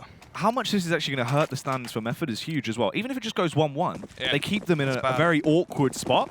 So Method right now, even if they do get that 1-1, it's not going to matter. But for Endpoint, this could actually set themselves up to project themselves quite high off the back of this if they take a 2-0. If they win the second map, they'll have more points than Method will. Yeah, that's what's crazy. Anyway, though, into the pistol, second map. Let's take a look. Jesp there, the CZ flashbang, Kit, smoke grenade onto Imi, and 3 sets of cover on that CT side. Pulse there, drop the Tech 9, that's a smoke grenade as well. Imi there supposed to play, so he gets dinked up as they rush up short. Yeah, they're going to be fighting their way through. They get the early tag towards him, but he got a whole lot of information from the back of that. But look at Stanley, hot on his tail snods as he charges his way through into the back line, does punish Imi. This is a little bit awkward. Slow around now from Method. Jess pushes towards Aram, could come in for the flank. Cryptics need to land a frag here minimum. Cryptics trying to play up close and personal here. They're going to check the angle. They will try and take the fight towards him. He gets them low, but can't quite punish them, so Pulse will overpower him. Max has to fall back to eliminate Stanley to allow his teammates to actually rotate over, but Genko comes into effect as well during the meantime. Jess, he's been on a mile-long hike for about 4 days at this point. He finally gets into the backline, hoping that he can do some damage here. We'll find one kill towards Pulse, but he's given the game away as well. They know his position. They're focusing towards him. Early tags coming out towards Weber. If he got the kill there, that would have been huge. It does give Pickles actually a chance into the round, as he should be aware of his location. Pickles will snipe him down. So 2 versus 2 here, which could go anyway, especially when Jess starts to do things like that. Oh, Pickles finds the frag as well. A round that looked like it should have been all the way in Method's favor is going to go the way of Endpoint. I don't think I've ever heard Imi shout before. No. And there he is behind me saying, let's go. Momentum is in their side. Weber again, hands over his face. He's got some itchy eyes, mate. He's got some sleep in his eyes. It's furious. Oh, yeah. Still, though, Charlie Pickles and Scream, chirpy as ever. Big frags found for him. He gets that nice headshot there onto Weber. And then this frag here from Jess was crucial. Nzunio dying towards car. Pickles gets that final frag as well. With the kit smoke diffuse, they do take that one. Momentum is carried forward into the second map. Stanley's AFK. Has a Glock, though. The bomb was planted. It's going to be the full eco from the T side. There should be 2-0 for Endpoint. Have the SMGs on 3 players. Try and stack up as much cash as possible. Jesp as well. Going to be turning himself into a bit of a meat grinder here to get to the opening frags. Imi also comes into effect, and it's all with SMGs right now. This is great. As much cash as they can build up possibly out this round is what they're going to be trying to aim to achieve.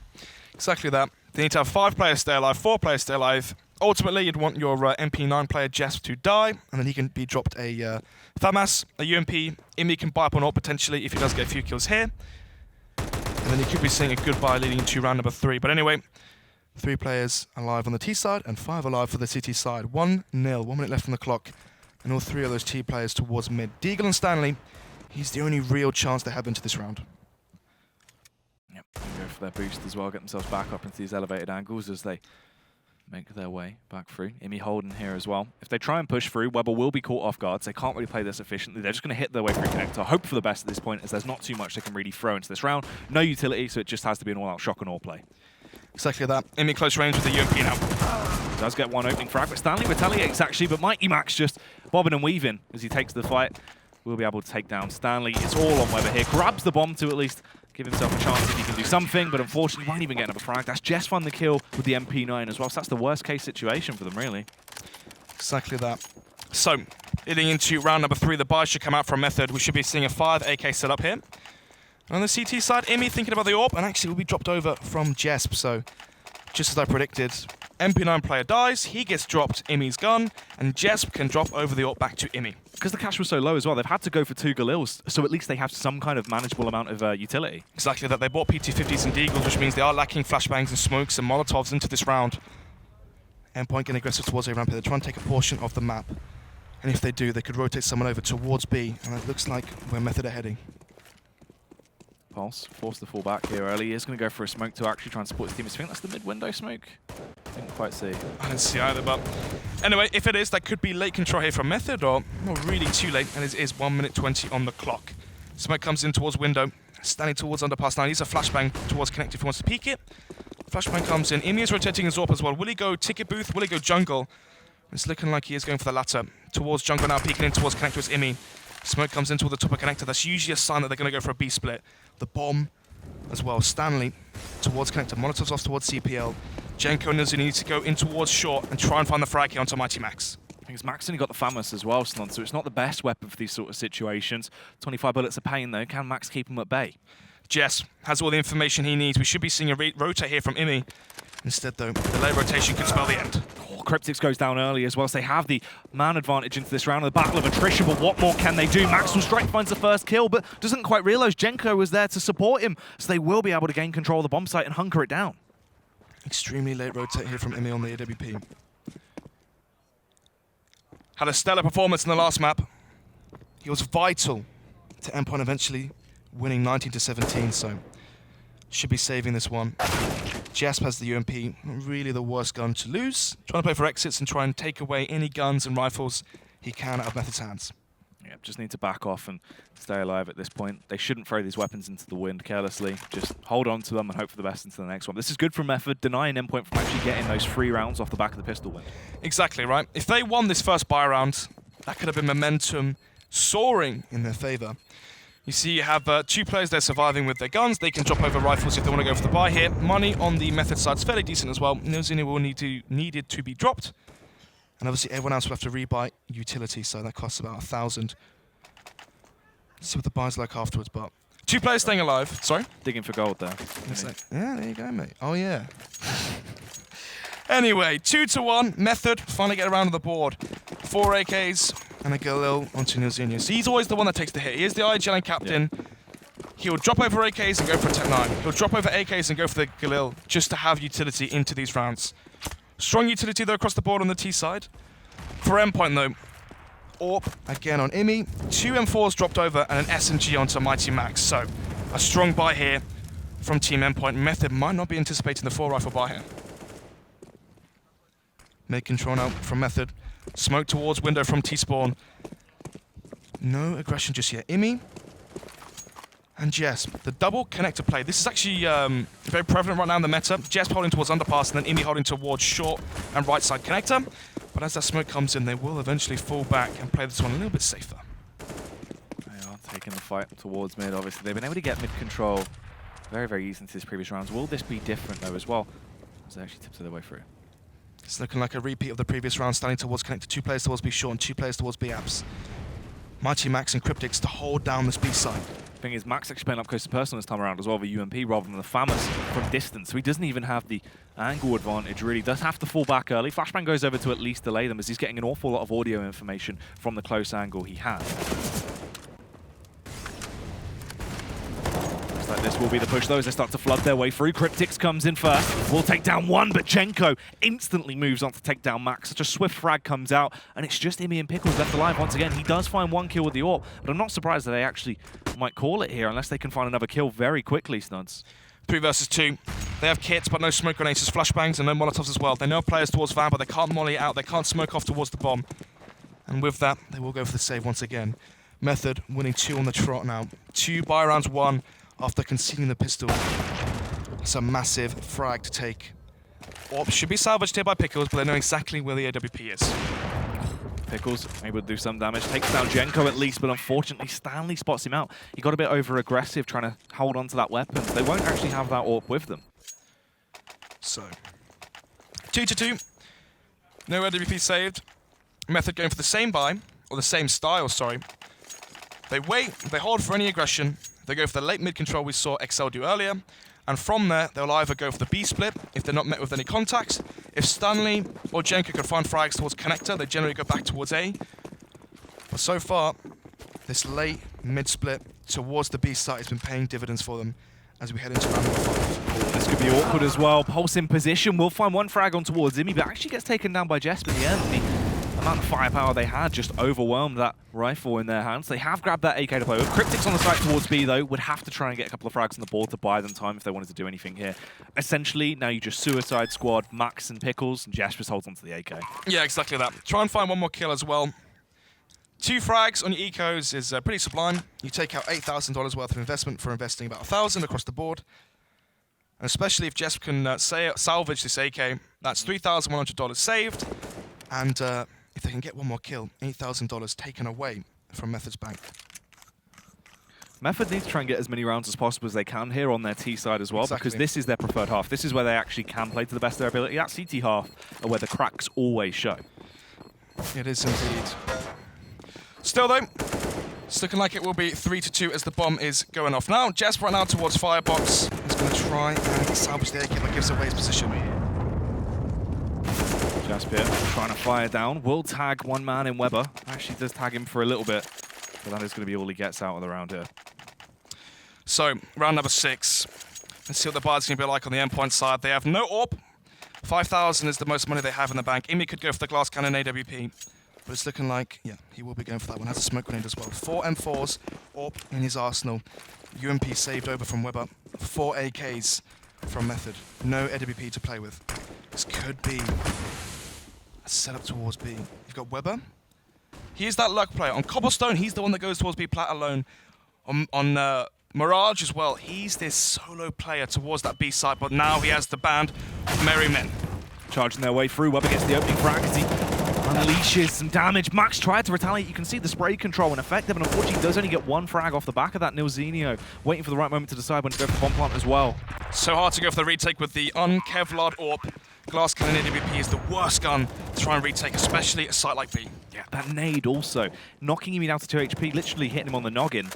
That is very, very awkward. So they are forced to save. This is the 3rd save we're seeing come out for Endpoint. This is the only chance they have to actually keep something in their arsenal. It's been 4 rounds on the trot towards this B bomb site. On Cash, we saw Imi make the call to swap Cryptics and Jets towards A and bring Max and Pickles towards the B bomb site, the players that are performing. Right now, Cryptics and Max towards that B bomb site are conceding it 4 rounds in a row. We may be seeing the same swap happen. It's very true, because right now it does just look a little bit off.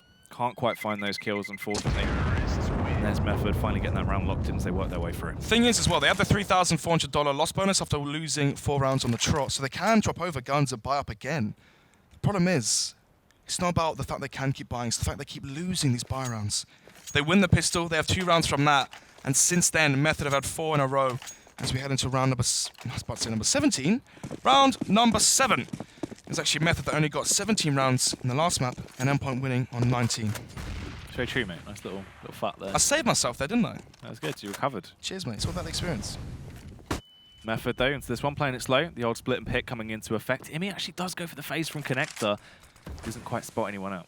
He doesn't indeed. So, Method, change of plan here. And actually, Pickles and, Max has rotated towards window, and now it's Pickles with the M4 towards that B side. So they are changing their CT defense. This is good as well from him. Gets the opening frag. If he would have got the follow-up, that would have been huge, but he doesn't need to when you've got Jesp on your side. Rips his way through the Swedish superstar. Starts to get some energy behind him as he goes on. That's a hat-trick for Jesp. He's going to be absolutely loving life after this round. Stanley rattling off as many bullets as he can. But he is forced to fall back. 14 HP on him. Dazed and confused as well, and trapped in an awkward angle. Molotov, flash, HE grenade, 14 HP. Money is low on that endpoint side as well. They have bought into this one with all the money they have. Reset the round loss bonus as well. So following this round, as we go into round number 8, this could be the reset. Method, they've tried the A site. They got absolutely demolished. Jesp there, holding the line, gets the 2 frags out of the player's 16 palace, and then swings it around and gets the player towards Tetris as well. Are they going to go back towards B? Endpoint, their money should be fairly low as well. There's a nice double spray down from Jesp. This 3rd frag as well. Nilzinho secured the deal. Round number 8, 5 AKs once again, and the bomb is going towards B-Apps. 2 players towards B, 2 players towards mid. We saw the late mid control come out from Method, and then the slow B split following that. It's looking like we might be seeing the Smoke's coming through here early, just keep Weber at bay. He does give the position away here as well. Imi goes for the contact play up mid. Actually would have got a massive opening kill into the round. But nevertheless, he does get information and actually gets away with his life. What's important following this round as well, yes, he didn't find the kill into this one, but that's going to make Method a whole lot more scared when they are holding towards mid now. Now that Imi has shown presence towards mid and shows that he actually has the balls to push it with the AWP, that should mean slower mid controls from Method. Repositions himself as well, gets away with the kill and his life once again. That's absolutely horrific for Method there. They needed to try and at least get that trade out and capitalize on the fact he's going for those aggressive kills. So, Imi there finds the first frag, rotates back towards window. He's getting rather close. If he jumps up on the bench, might be taken down. Overexpose himself, maybe? Flashbang comes in, doesn't spot any players though, chucks the molly, and now Weber knows exactly where he is. Tries to go for the JW boost, but Imi expects it. Ridiculous. He's getting away with these frags all over the place. And he will actually be able to stay alive once more as well. They can't trade back into that. Stanley's going to be terrified as he has just lost his brother in arms towards mid there, as they now slowly make their play towards this A site. They do indeed, 5 versus 3. 2 entry frags for Imi, but now it's Pickles. Pickles, this is his absolute primetime angle, right? This is where Pickles is thriving in a world of his own. You hunker him down, you leave him in an angle like that, Turret. underneath dark. Yeah, he can just rip his way through like a sentry gun, and that's what he does. Exactly that. They may not have Peggy, but they've got Peggy in spirit within Pickles. Obviously, filling that same turret role. Stanley now, once again, last alive, 5 seconds. He shouldn't die after time, that would be detrimental to his money. And instead, 4-4 will be the scoreline, as we have ourselves another evenly matched game on Mirage. Interested to see what the buy is leading into round number 10. Weber there, we saw the frustration he had after the last map, and after they threw the pistol as well. Yeah. It's going to be the tactical timeout from Method. Maybe their money is a lot lower than I thought. They've lost 2 on the trot. They might be considering, do we go for the force buy? They haven't had the bomb down as well, remember, Jack. Jess prevented it, and in the last round, Imi prevented it. So now, with the lack of money, they might go for the save here, discuss what they want to do onto the buy round, but concede this round, allow Endpoint to get to 5-4, and then try and get that 5-5 scoreline. It is their T side, so it's crucial that they get 9 to 8 rounds as a bare minimum. I'm actually glad they have gone for the tactical pause as well. Smart, here, yeah. Because we haven't really seen enough teams utilising them throughout this. We saw Endpoint obviously coming in with theirs very late into the game. Excel used theirs fairly well, but obviously they have their coach Ross. Yeah. Endpoint were using theirs later on the cash map. For Method, they're using it now. So it is going to be round number 9 now. And that's the thing, right? Imi expects the boost. The JW boost is what we like to call it, because you can peek up there and spot all the way down jungle. So if you have a rifle they're holding for the window boost, they're holding towards connector, you can catch him off guard. But anyway, 4-4, and it won't be the eco from Method. Instead, they're going to buy up into this one. Or onto Jenko's hands. When Jenko uses this weapon, he's usually so aggressive with it. Has the mid spawn as well to challenge Imi. But Imi's going towards the A site. Switching it up a little bit, this is actually going to throw a spanner in the works as well, as even though he had the best spawn for it, and he's got the confidence behind the weapon, there's no one there, you can't do too much. Can't indeed. Pickles towards balcony, so holding off Palace. It's going to be Jess now, the man towards connector. It's going to be once again Max and Cryptics towards that B side. Method, they had 4 rounds of success towards B. Every single time they've gone towards A or gone towards mid, they've been shut down. Smoke comes in towards connector. Jess. Toe-to-toe with Stanley. That's smart as well. You can see the way he's trying to play around it. And Jess can be absolutely juicy with weapons. This actually crouched down as well, trying to play anti-flash around it. If Stanley walks through, Jess could get the drop on him right now. Looks like they are getting ready to embrace those. He falls back a little bit. Going to re-smoke. Doesn't want to run the risk of anything. Going to actually pushes in. Nice, fall back. Oh, no, he's gone back. It's all good. It's all good. Don't let off the sirens just yet. 5 versus 5, 50 seconds on the clock. Bomb. And AWP boosted towards B short. Trying to see if you can find the frag onto Max or Cryptics towards B apps or towards bench. Max gets spotted and might actually fall back into Jenko's AWP. Max here focusing towards short. Scoped in. Does actually have Overwatch in the angle, but misses. That would have been a great frag if he would have connected it, but unfortunately misses the follow-up as well. The sloppy seconds come out. He can't quite punish them just yet, and this is where they're going to try and abuse him. Hit them from all angles. They flood their way through. Cryptics and Pickles actually doing damage. Cryptics needs to aid his teammate as well here as Max can't efficiently hold it with that weapon, but Pulse will dispatch him and then drop it to the side. Pulse spots him out as well, but not before Jess can take down one man, leaving it all in the hands of Weber. This round on Weber's massive shoulders. It would be such a hard Hard route to try and pull out. Needs to be swift here, but needs to try and get onto the site as well. Has 5 seconds to remain. If he has to plant right now, he can't actually plant. Imi doesn't have any reason to face. An Endpoint, they get the round. Imi as well, hoping that Weber walks into his scope after time, but instead, it will be another round 1 there for Endpoint, 5-4.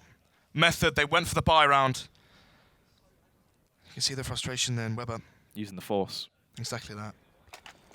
So he did survive, so he's going to bring the AK into the next round. But obviously, as the bomb did not go down, he did not get any round loss bonus.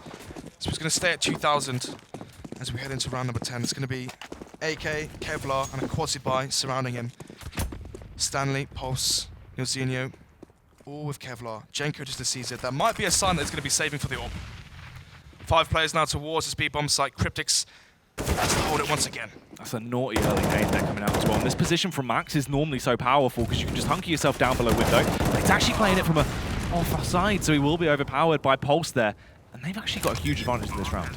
Once again, weakness exposed from Method towards the speed bomb site. 5 versus 3. Low HP on 2 players. They have kits on the CT side, smokes and molotovs, so it is still winnable. Yeah, making his presence known. Try and play the mind games with him a little bit, as it seems that they have made the call to save. They don't want to run this risk. Save number 5 after 11 rounds. Oh, sorry, so we're going to round number 11, but half of the rounds, they've saved them. Yep. Every single time Method have the bomb planted on B, they just go back towards A and they save of what they have left. They count their losses and throw in the towel. 5-5 will be the scoreline. When will Endpoint change up their CT defense towards the B side? It's a contact play, right? Weber just walking in apps, finds the hedge onto Cryptics, take the AWP towards B. Go for a double AWP setup maybe if you save into this one. Imi on 9,000, so can drop an AWP over to Mighty Max, but we saw the whiffs that came from that in the previous round. That's the thing, the way Max is actually playing it as well towards short, obviously trying to watch that short angle and then rotate back. The timing wasn't in his favor. Yep. But normally if you just play under window, it's so easy to get those opening frags on the board because they all jump out. They're in such an awkward spot as they leap out of window like that. You expected more from Max. The problem is he peeked, whiffed, and then allowed them to swarm him from left, right, from the window as well. He couldn't really move. And eventually they did overpower him. Anyway though, into the present, round number 11. 5-5 is the scoreline. We are equally matched, but then again, Endpoint won the pistol and the following eco round after that one. Method have won 5 buy rounds to make it 5-5. Pulse smokes off towards window. Bomb is towards mid, so we're seeing 2 players towards A and 2 players towards mid.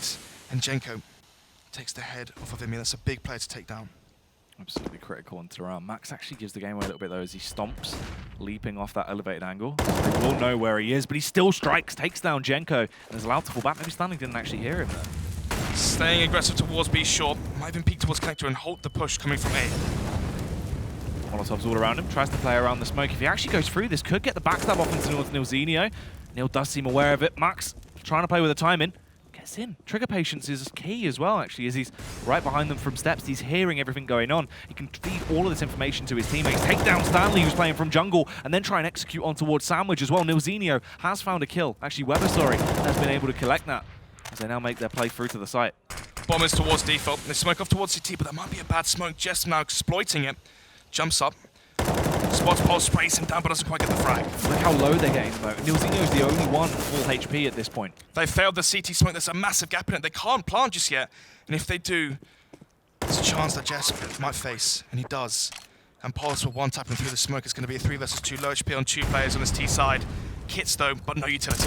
Neil forced that position because the Molotov, but it's actually going to take down Cryptics on his run straight through the fire. It's Pulse and where that left the dynamic duo. They've got so much damage between them. They're an absolute powerhouse. Max will get the first one. Can he get the second? Weber, no reason to peek. Max's hand is forced, but he finds it.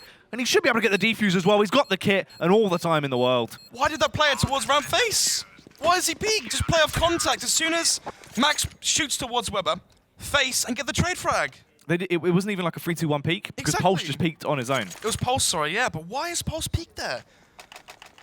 Just wait for Weber to have contact and wide swing while Max is occupied with Weber, and it's a free kill for yourself and a free round that's just been thrown away by Method. 6-5 will be the scoreline now. Things are getting close. Oh yeah, things are heating up in the studios. Look at this though, why is Pulse face? Strange, right? I mean, we saw so many rounds thrown from Method on their CT side. Yeah. On the last map on Cash, we saw how frustrated and angry Weber was getting. But this only fuels to the fire. Tactical timeout here from Endpoint. Obviously, having one player staying alive means they know that the money could be low on Method's side, but the money could be low on their side as well. If they lose this round, get reset, that could be the way that Method get back into this one. But the fact is, they've already got 6 rounds on their CT side. That's more than enough. Especially against Method. That's what I sort mean. of the key factor. When you look at it, from terms of the benchmarks we have with Method, we could show you oodles of results where we can go, Method will consistently have good T-halves and then have absolutely abysmal CT sides on Mirage. Exactly that. So, 6,000 onto Max, 1,400 to Imi, but everyone else is basically as good as broke on their Endpoint side. This is a massive round for Method to win. If they reset the money here, that could be their way of getting 9 rounds on the board. Imi getting aggressive once again towards a ramp. Imi gets the opening play off the back of a contact peek as well, takes down Stanley. They're going to try and flood their way through, but Imi gets the second frag as well, the headshot towards Pulse, but gets a little bit confused about where that next player is coming from. So Genko gets a chance to strike, but there's Pickles, the sentry gun himself, hunkered down and ready to strike. Unfortunately, he's going to malfunction as he gets punished by Nilzinho now, but there's still only 2 players alive on that side. There is indeed. Weber, 11 HP, got dinked up previously, has a flashbang. Nilzinho with 2 flashbangs, but 50 HP as well. Max coming in now from T-Spawn, that should be it. Max has just got a hold, that's all he's got to do, but Max overextends a little bit. The angle isn't going to favour him, Snods. They throw away the advantage. They put us into a 2 versus 2. Method could slow this one right down. They have a minute on the clock. They could go back towards mid, try and play the trade game. Weber going first towards mid. Actually, they're going to split up in this scenario. And this could be their downfall. Nilzinho on his lonesome needs to clear his angles, and Jess, a man you do not want to go up against. You don't indeed. Weber now, 11 HP. Left, Nilzinho all on his lonesome, just as Pulse did to him in that 1 versus 2.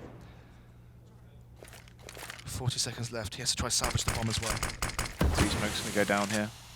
So much confusion. Terrified probably that someone is playing close in the smoke. He's got a third. Maybe there'll be 3 smokes. Exactly that. Thing is though, right? You can see the bomb tick through the smoke. You see like the little red light through the smoke. So the fact that Weber is 11 HP, as soon as they see that light go, they know that someone's picked up the bomb, and all they have to do is spray the smoke, and 1 bullet will take down Weber. And actually, he makes the smart call. He's going to go for the save, and actually, I quite like that play. Even though they've lost a round, he's made the best of a bad situation. Yeah, smart. Swing out of there, become a bit of a vulture, mate. Grab some weapons that can age into the following round. So you obviously get the AWP out, give that back to Genko, and give them something to play with. Actually could try and go for the strike. No reason to really risk it, though. Don't push your luck. So, another round 1 there for Endpoint. That could be Method forced onto an eco.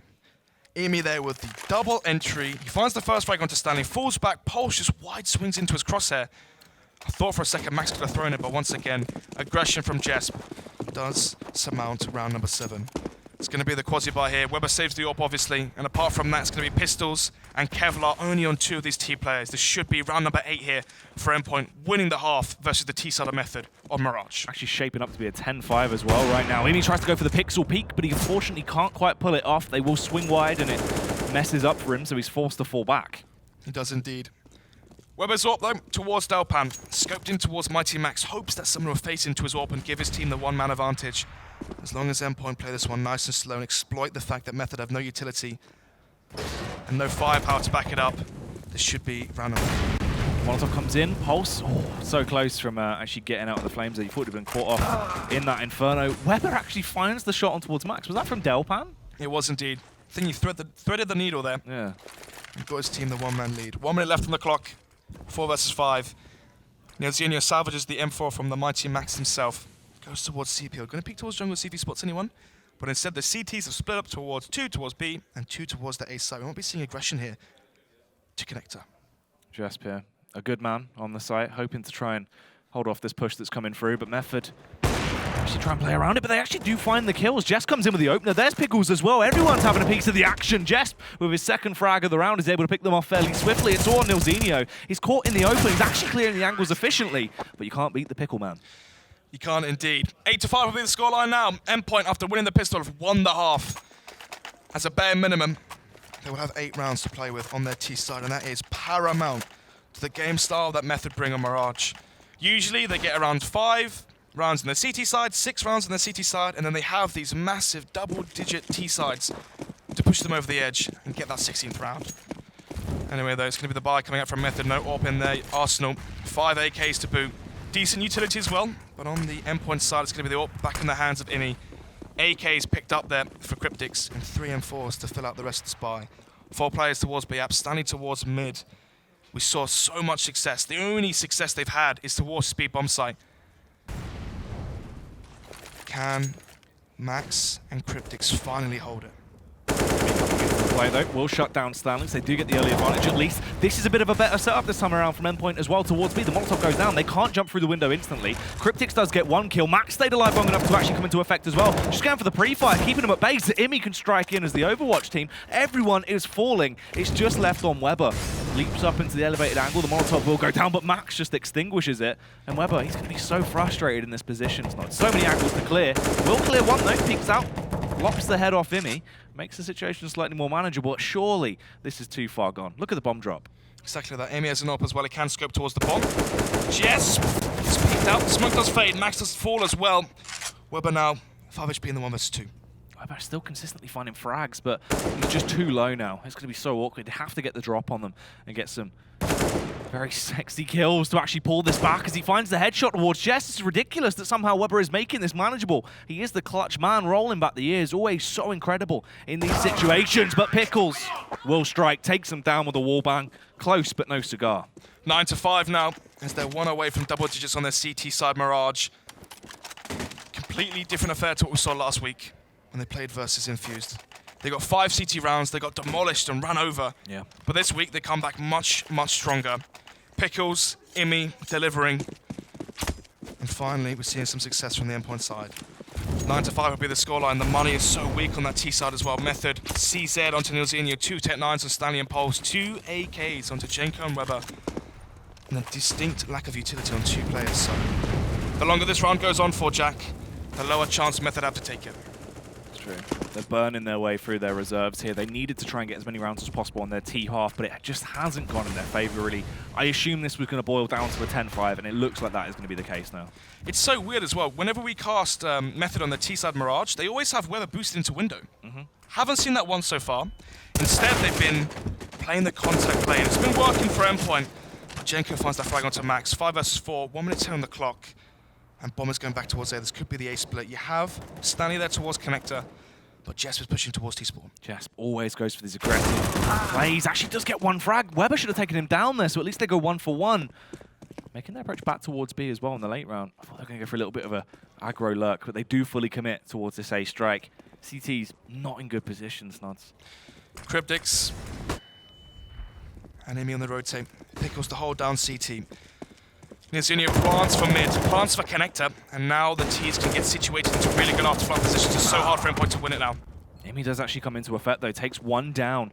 It's going to be Nilzinho that falls off the back of the wallbang with Emi's ult. They have no smoke, they can't give the smoke to Fuse. I'd love that versus the Tech 9s. Instead they have to peek and force the T's to draw themselves out here. Stanley tries to make the play through. Imi watching it with the ult, but misses. That's such a critical shot. He needs to connect, but he eventually gets the headshot. But they're just fighting their way through. They did have the kits. They could have tried to commit to it, but they didn't. They had to try and take the fight, hoping they could at least get the frags, give themselves a manageable situation. They lose that 1 out. Unfortunately, they don't get 10-5. It is going to be 9-6, but nevertheless, that is a very good half for Endpoint up against what we normally see coming out from Method. It should be a big enough buffer onto their T side. Obviously, a staple of the UK scene is weak CT sides and strong terrorist sides. Yep. A sign of strong T sides is aim, contact plays. Yes, you have teamwork, but the teamwork a lot of the time is predetermined and prepared, right? Executes, you practice those. You can't really practice your CT setups that much. That's when it comes down to free throw, team communication. The UK teams currently just don't have it versus the international competition, but luckily for Endpoint, this isn't international competition. This is domestic Counter-Strike, UK versus UK. Method, the kings of the UK CS scene, currently back against the ropes as they're already a map down. It's true. It's not been their best showing today. They have been struggling. And this is so important as well. There's pistol rounds. Normally, Method look pretty good. They've got a lot of very talented pistol players, but can they hold off Endpoint? It's a big question. Here comes the fast play towards A. Just no senior towards A. Just the 1-man stack as well. The cards have unfortunately been read entirely wrong, but it doesn't matter as Jenko will pop his head in, say Peekaboo, and take down 1 man. Pickles falls, Imi goes down as well. It's just getting worse by the second here for the side of Endpoint as they are losing manpower all over the shop. Bomb is planted. If they take control of Connector here, the T side has a chance. try and fire back, but they're still going 1-for-1. They're trading efficiently on the side of Method, so all of a sudden, Max and Jess start to do a little bit more damage than usual, but Max overpowered by Weber there. The defuse will come in. They get such a critical pistol round. They can almost equalize the scoreline off the back of this if they play their cards right. Exactly that. If Endpoint won that pistol, that could have been 12-6 if they didn't lose versus the Force by Ecos. Nevertheless, though, silver lining here will be the bomb plant. Yes, it's 9-7 now, but they will be able to buy up into the next round following this one. So there should be the eco here coming up from Endpoint. We just saw a very audacious call there from Imi to rush A. Could he go for the call to force buy into this one? And no, he's going to play it nice and safe. They have the 2-round advantage. Just concede this one, make it 9-8, and have the full buy around, the full AK firepower versus the SMGs and M4s into round number 18. Bomb towards underpass. 2 players towards Palace. You have Mighty Max holding for any mid-aggression from the CT side. Instead, though, Method playing it smart, just allowing the Ts to walk into them. Yep, Pulse here in the elevated angle as well. Waiting to go for the boost play, potentially just jumped into him. Trying to shoot him down like fish in a barrel right now, but it's not really working out to his favor. Genko, though, luckily enough, will be able to peek and get that first kill back on towards Imi. And then everyone starts. Genko goes big with the M4. Cryptics will eventually chime in with a defensive frag, though, as he will take down Stanley, but that's about all they should get on the side of Endpoint into this round. Yep, 1 frag is decent. Obviously, you'd like 2 kills on your ecos, try and take out $8,000, $10,000 worth of investment, but instead they will only get that 1 frag. It's not about the ecos now, though. The full buy comes in, there should be a 5 AK play. Decent utility as well. They did buy P250s, not really that big of a fan. If you're going to go for the full eco, just stay on Glocks, buy a flashbang. Yes, you can buy some pistols, but you want as many grenades in this round as possible. And look, no, well, 1 Molotov onto Mighty Max, 2 flashbangs onto Imi, flashbang onto Pickles, no smokes for 2 players, so that might be detrimental if they want to go for a late round execute. This is the thing as well, it could be very awkward, especially as they have to try and fight their way through this mid. Controller's current setup with Genko and Pulse holding the choke points has been very critical, but this time around they bypass it. Genko gets taken down so swiftly there from Jess. That's a great opening frag. Unfortunately, though, Pulse was in position by Jungle. Can strike through the smoke and get the opening frag. Imi, headshot galore as he charges his way through, flexing his muscle snots. He does indeed. Pulse will find the frag through the smoke onto Pickles as he burns in the fire. 3 versus 3 now, Kits on the retake. And that frag is detrimental. Mighty Max has 4, 3 versus 2, 1-man advantage for Method now. Smart use of utility there, forcing Max out with the fire and flames. You can see they're still playing it clever. They don't want to run the risk of letting this one slip away. Bomb planted for Connector in jungle. Cryptix needs to find this frag. It's so important and he gets it. Now they can play for the afterplant. That's massive. Decapitating pulse like that is so huge to the round. Imi peaks, but bites off more than he can chew, unfortunately, as he takes down Stanley. But Weber, of course, the man that's always clutching in these scenarios, does put it out. Cryptix has the angle. But who's going to find the frag? Cryptix stumbles and falters a little bit. It's forced to fall back. Weber's been able to slip his way on towards the bomb site, uses that utility he had, taps the bomb to force the face, but Cryptix finds the headshot and keeps Endpoint moving. That's a massive round to win. 10-8 now is the scoreline. Method losing the first buy round on their CT side. Cracks beginning to show. Thing is, though, Endpoint did lose 4 players into the round. The clutch was won by Cryptix in the 1 versus 1. Method, the silver lining once again is the money that Endpoint have in their pocket. If they can win this round, try and break that bank, they could finally get a lead here. Yeah, that is great play. Just what they needed. They burnt through so much doing it, but at least they were able to pick that one up. And look at this as well. Actually, going to be the UMP on Stanley, and Weber just on a 5-7. Yep, going to go for the force buy. Genko tries to go for seconds towards Connector. Last time it failed, and this time it fails again. 1-man lead once again for Endpoint as they charge on towards A. This is probably going to be a save here from Method. This should be 11-8 as long as Endpoint don't throw this. That's big as well. They finally found their confidence to what is usually the best held position for Method. Normally very clean and clinical, holding that choke point towards Connector. This time around, though, they're just getting abused. Abuse is an understatement as Max takes the head off a Pulse.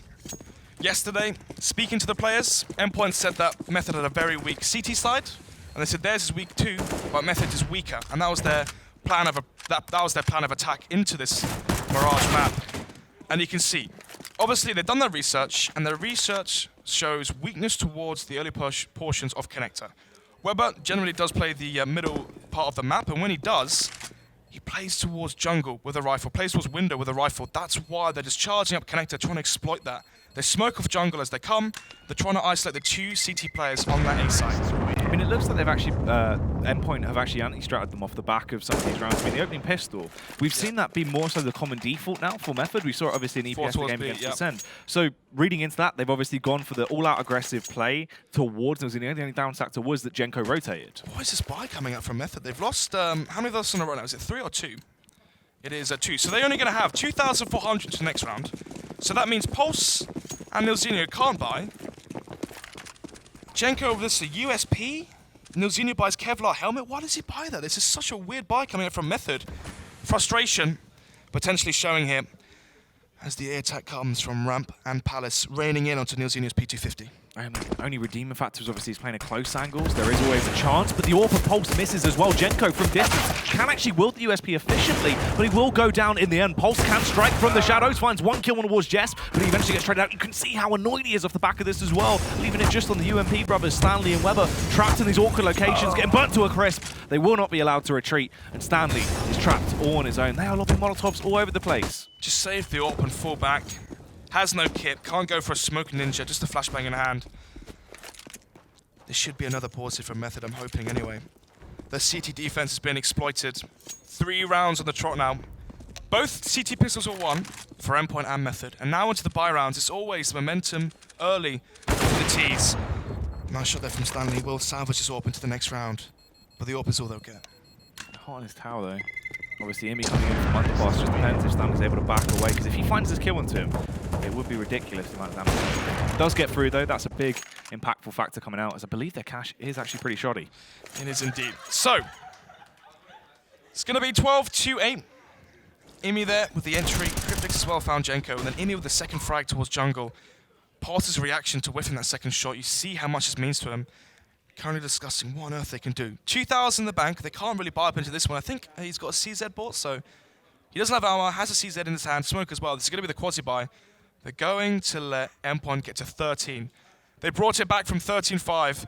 Can they bring it back from 13-8? I like that, mate. It's like hard mode casting. You have to cast off their monitor. Can we see any frag charts there? No. Those numbers are too small. But anyway, Method going in for the tactical timeout. Obviously, we spoke about this because this is the situation they get into every time, where normally they'll have a very good T-half. This time around, it was more mediocre as well. Wasn't even as good as we usually expected. So they now get into that CT half. They're just getting terrorized by Endpoint that seem to have complete understanding of the way they play. They're playing around their weaknesses. They're looking good. So this is quite scary because Method need to switch it up. They need to get answers right now. Normally, when they get into this situation, you're looking at them fighting all the way through into OT and then winning out there. Exactly, but it didn't happen last time. Yeah. The curse was broken. Endpoint finally beat the Nilzinho core on LAN. It's strange. I mean, why is it that Method, you know, seen as the best team in the UK, always have these slow starts? Anyway, 1 minute 50 on the clock. Round has just begun. 4 AKs on the T side. Imi brings forward the M4. We have an AWP into Genko's arms. UMP onto Weber. USP on Nilzinho. So is Weber 4? I don't even know what's going on anymore, Jack. I don't know, mate. The sound's all over the place. We can't hear the actual sound for what's going on, so confused me a little bit there, but it's finally seems to sort itself out. Max will come in 1 kill back on towards Weber. It's just Stanley left. He will strike, find 1 headshot, swiftly trying to roam around and take them down. He is left in a 1 versus 2. He's in a hat trick into this. Would have to be the ace for him to pick this one up. And if it's going to be anyone, it would be Stanley who wants to claim it.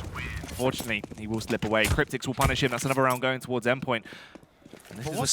But what's Method's money like? Okay, so there was just a few players going for the quasi-buy. I was worried there that Weber went for a tilt force, or Pulse went for the tilt force as well, but instead, they do concede that one. It's going to be the buy up into round number 22. Endpoint need 3 rounds to take this one. Method need 8. No more pistol rounds to buffer your CT number, your CT score. It's all going to come down to the buy rounds now. 4 M4s AWP for Method. 4 AKs AWP for Team Endpoint. Pulse peaks towards mid, falls back though. Are we going to see Endpoint take advantage of Connector once again? 2 players towards ramp of the bomb. Jesp once again towards Palace. Saw down to Nilzinho's AWP. Nilzinho waiting for the push to come through as he just gets himself ready with the AWP in position, locked and loaded, hungry to snipe off the opposition. Pickles gets the first frag though. Genko struggles a little bit there, but is actually able to compose himself in time to punish. Cryptix Max responds though with a great wallbang headshot. Nilzinho perches himself up on a high angle, has the eye in the sky, but can he actually find the frag and capitalize upon this? Unfortunately not, forced to fall back as well. Pickles in a great position to cut off the rotate here. This is looking fabulous. It's planted for mid as well. Imi rotating back towards A ramp. is planted for ramp, connector, and jungle. There's seamlessly no chance for Method to take this one, especially because they're double rotating in through CT. They have a kit onto Weber and for utility on him, but Nilzini has the AWP. This scenario is so difficult. It's looking like 14-8 here for Team Endpoint. So, retake with the AWP coming out. Nilzinho, he's just hungering, waiting for them to peek into him, but they will not do so. They're going to play it smart. They keep back, and they do pick up the round. 14 rounds on the board now for Endpoint. Method, that's going to hit them close to home. Pickles actually as well does have the information, I think, here. He could go for the play. Molotov and 2 flashes.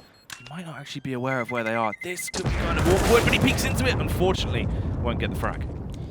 Still though, 14th round. 14-8 is the scoreline heading into the next round. Money for the Method side should be decent. I mean, they have 2 players saving. They can drop over M4s from the money they get from the round loss bonus, and they will indeed. So, it's looking like the 4 rifle setup. Has Stanley been dropped a rifle? It should be. And yeah, so 4 M4s, AWP once again. Method able to buy after saving constantly. Round number 23. It's looking like Imi's going to call for himself to go solo out mid and have his teammates go towards his A side. Nilzini getting aggressive now with the AWP towards A ramp. Imi did the same on his CT side. Can Nilzini repeat the performance? Contact plays Nilzinho. Will it work? Oh, the timing! That could have been an actual like triple kill collapse at that point, but he will fumble it, lets it slip away, peeks up, but unfortunately Cryptics will take him down as they are left in a 4 versus 3. They do have the advantage of the round, they make it even better as well. Genko taking the fight through. Mighty Max burnt to a crisp as well, and it's all left on Imi with the AWP, but if he doesn't clear towards window, he'll get punished. Won't even matter. Genko swings out and takes him down there. 14-9. Surely this can't be another choke here from Endpoint. They managed to bring it back in overtime, but it was overtime. From a 13-5 lead, Method made it 15-15. Hopefully we don't see the same sort of play here from Endpoint on their T side. So, round number 24. Once again, the AWP in Imi's hands. Double AWP setup now on the Method side. Could this be the change of pace that Methods needs? Are they going to have one AWP towards B and one AWP towards mid? Yes, they are, but Imi has the spawn and gets there first. He's quick. He leads. It's Imi. Yes, exactly. Gonna go for another frag as well. Gets aggressive towards connector. Standing here towards B shot. Almost clips the shoulder there of the Mighty Max himself. Bomb. Jesp as well towards B apps. This is a good B split here if they do take advantage of the 1-man advantage they have. Yep, smoke going down to try and keep him at bay as well as he is forced to fall back. You can see Method already adapting their playstyle, looking a lot more timid off the back of losing that opening frag. Pulse, usually quite a prolific fragger in those late round situations. That is going to be devastating. They are getting tags out, but not quite converting them. Luckily enough, Genko's able to get 2 massive impact kills into the round. Is this the beginning of the end here for Endpoint? From 1-man lead, they choke it back. Well, they bring it back, sorry, to a 3 versus 4 in favor of Method.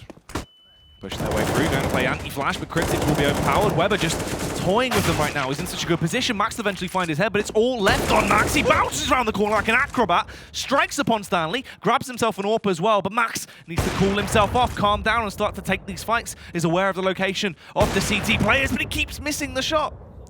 Should have landed that frag there towards B short onto Genko. Still though, has armor, has 30 seconds.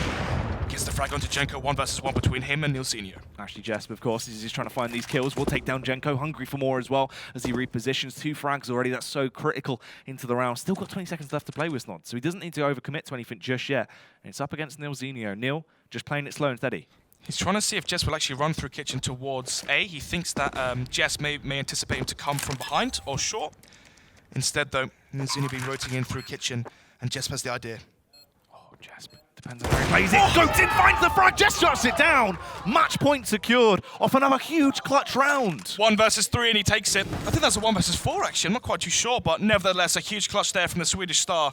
The import delivers 15 and match point. Weber shaking his head. He knows that you can't be giving those rounds away if you want to be considered the best. Huge, huge play there. So important to actually start to do this damage. Just look at that as he leaps round as well. Ridiculous. But how many opportunities did he have? Genko has a Molotov, a smoke, and 2 flashbangs. Just smoke the cross to the pillar, flash, you can molly towards default. Instead, they nearly conceded, but anyway, we are live into potentially the final round. Yeah, and this is actually very close already. Even though they were on a bit of a force by Quasi, they have actually been boiled down to just 3 players. You can see, obviously, Endpoint as well, struggling to have a quick and easy one, though. They are just left with 2 men. Jess gets a sick headshot off on towards Pulsar, but there's the retaliation frag. Stanley takes down Cryptics. 2 angles to focus on, and only 1 pair of eyes. Surely they can't let this one slip as well. Weber has the kit and utility, holding for the CT aggression from Jess. He hopes that Jesp just walk into his crosshair, but does Jesp anticipate this play? Oh, Jesp needs to clear the angle towards close CT. He isn't going to check it. He gets taken down. Jesp, frustrated. We saw the same happen on Cash, though. A 14-10, 15-10 scoreline, and Method broke the bank of Endpoint and brought it back. Could we be seeing the same affair here? Money on the Endpoint side is low. 3,300 is the most they have, and actually Max will buy the Galil with that money. Galil, 3 Tech 9s, and a P250 smoke grenade for Imi, versus the Deagle, UMP into Nilzinho, and the 3 rifles as well on that CT side. Round number 26, 15-10. Method with a 5-round deficit. Going for that all-out aggression into this round as well. Just going to try and favour the weapons they have that don't have that much range potential, just flooding their way. And Stanley's playing on the window, sure, but he's struggling and actually gets taken down by Jesp. Weber can retaliate, though, as he's able to just flick all over the shop, finding easy kills, popping heads left, right, and centre. Pulsal clean up the situation as well, and they do stop room from getting the plant. That position is actually called Weber as well, towards bench.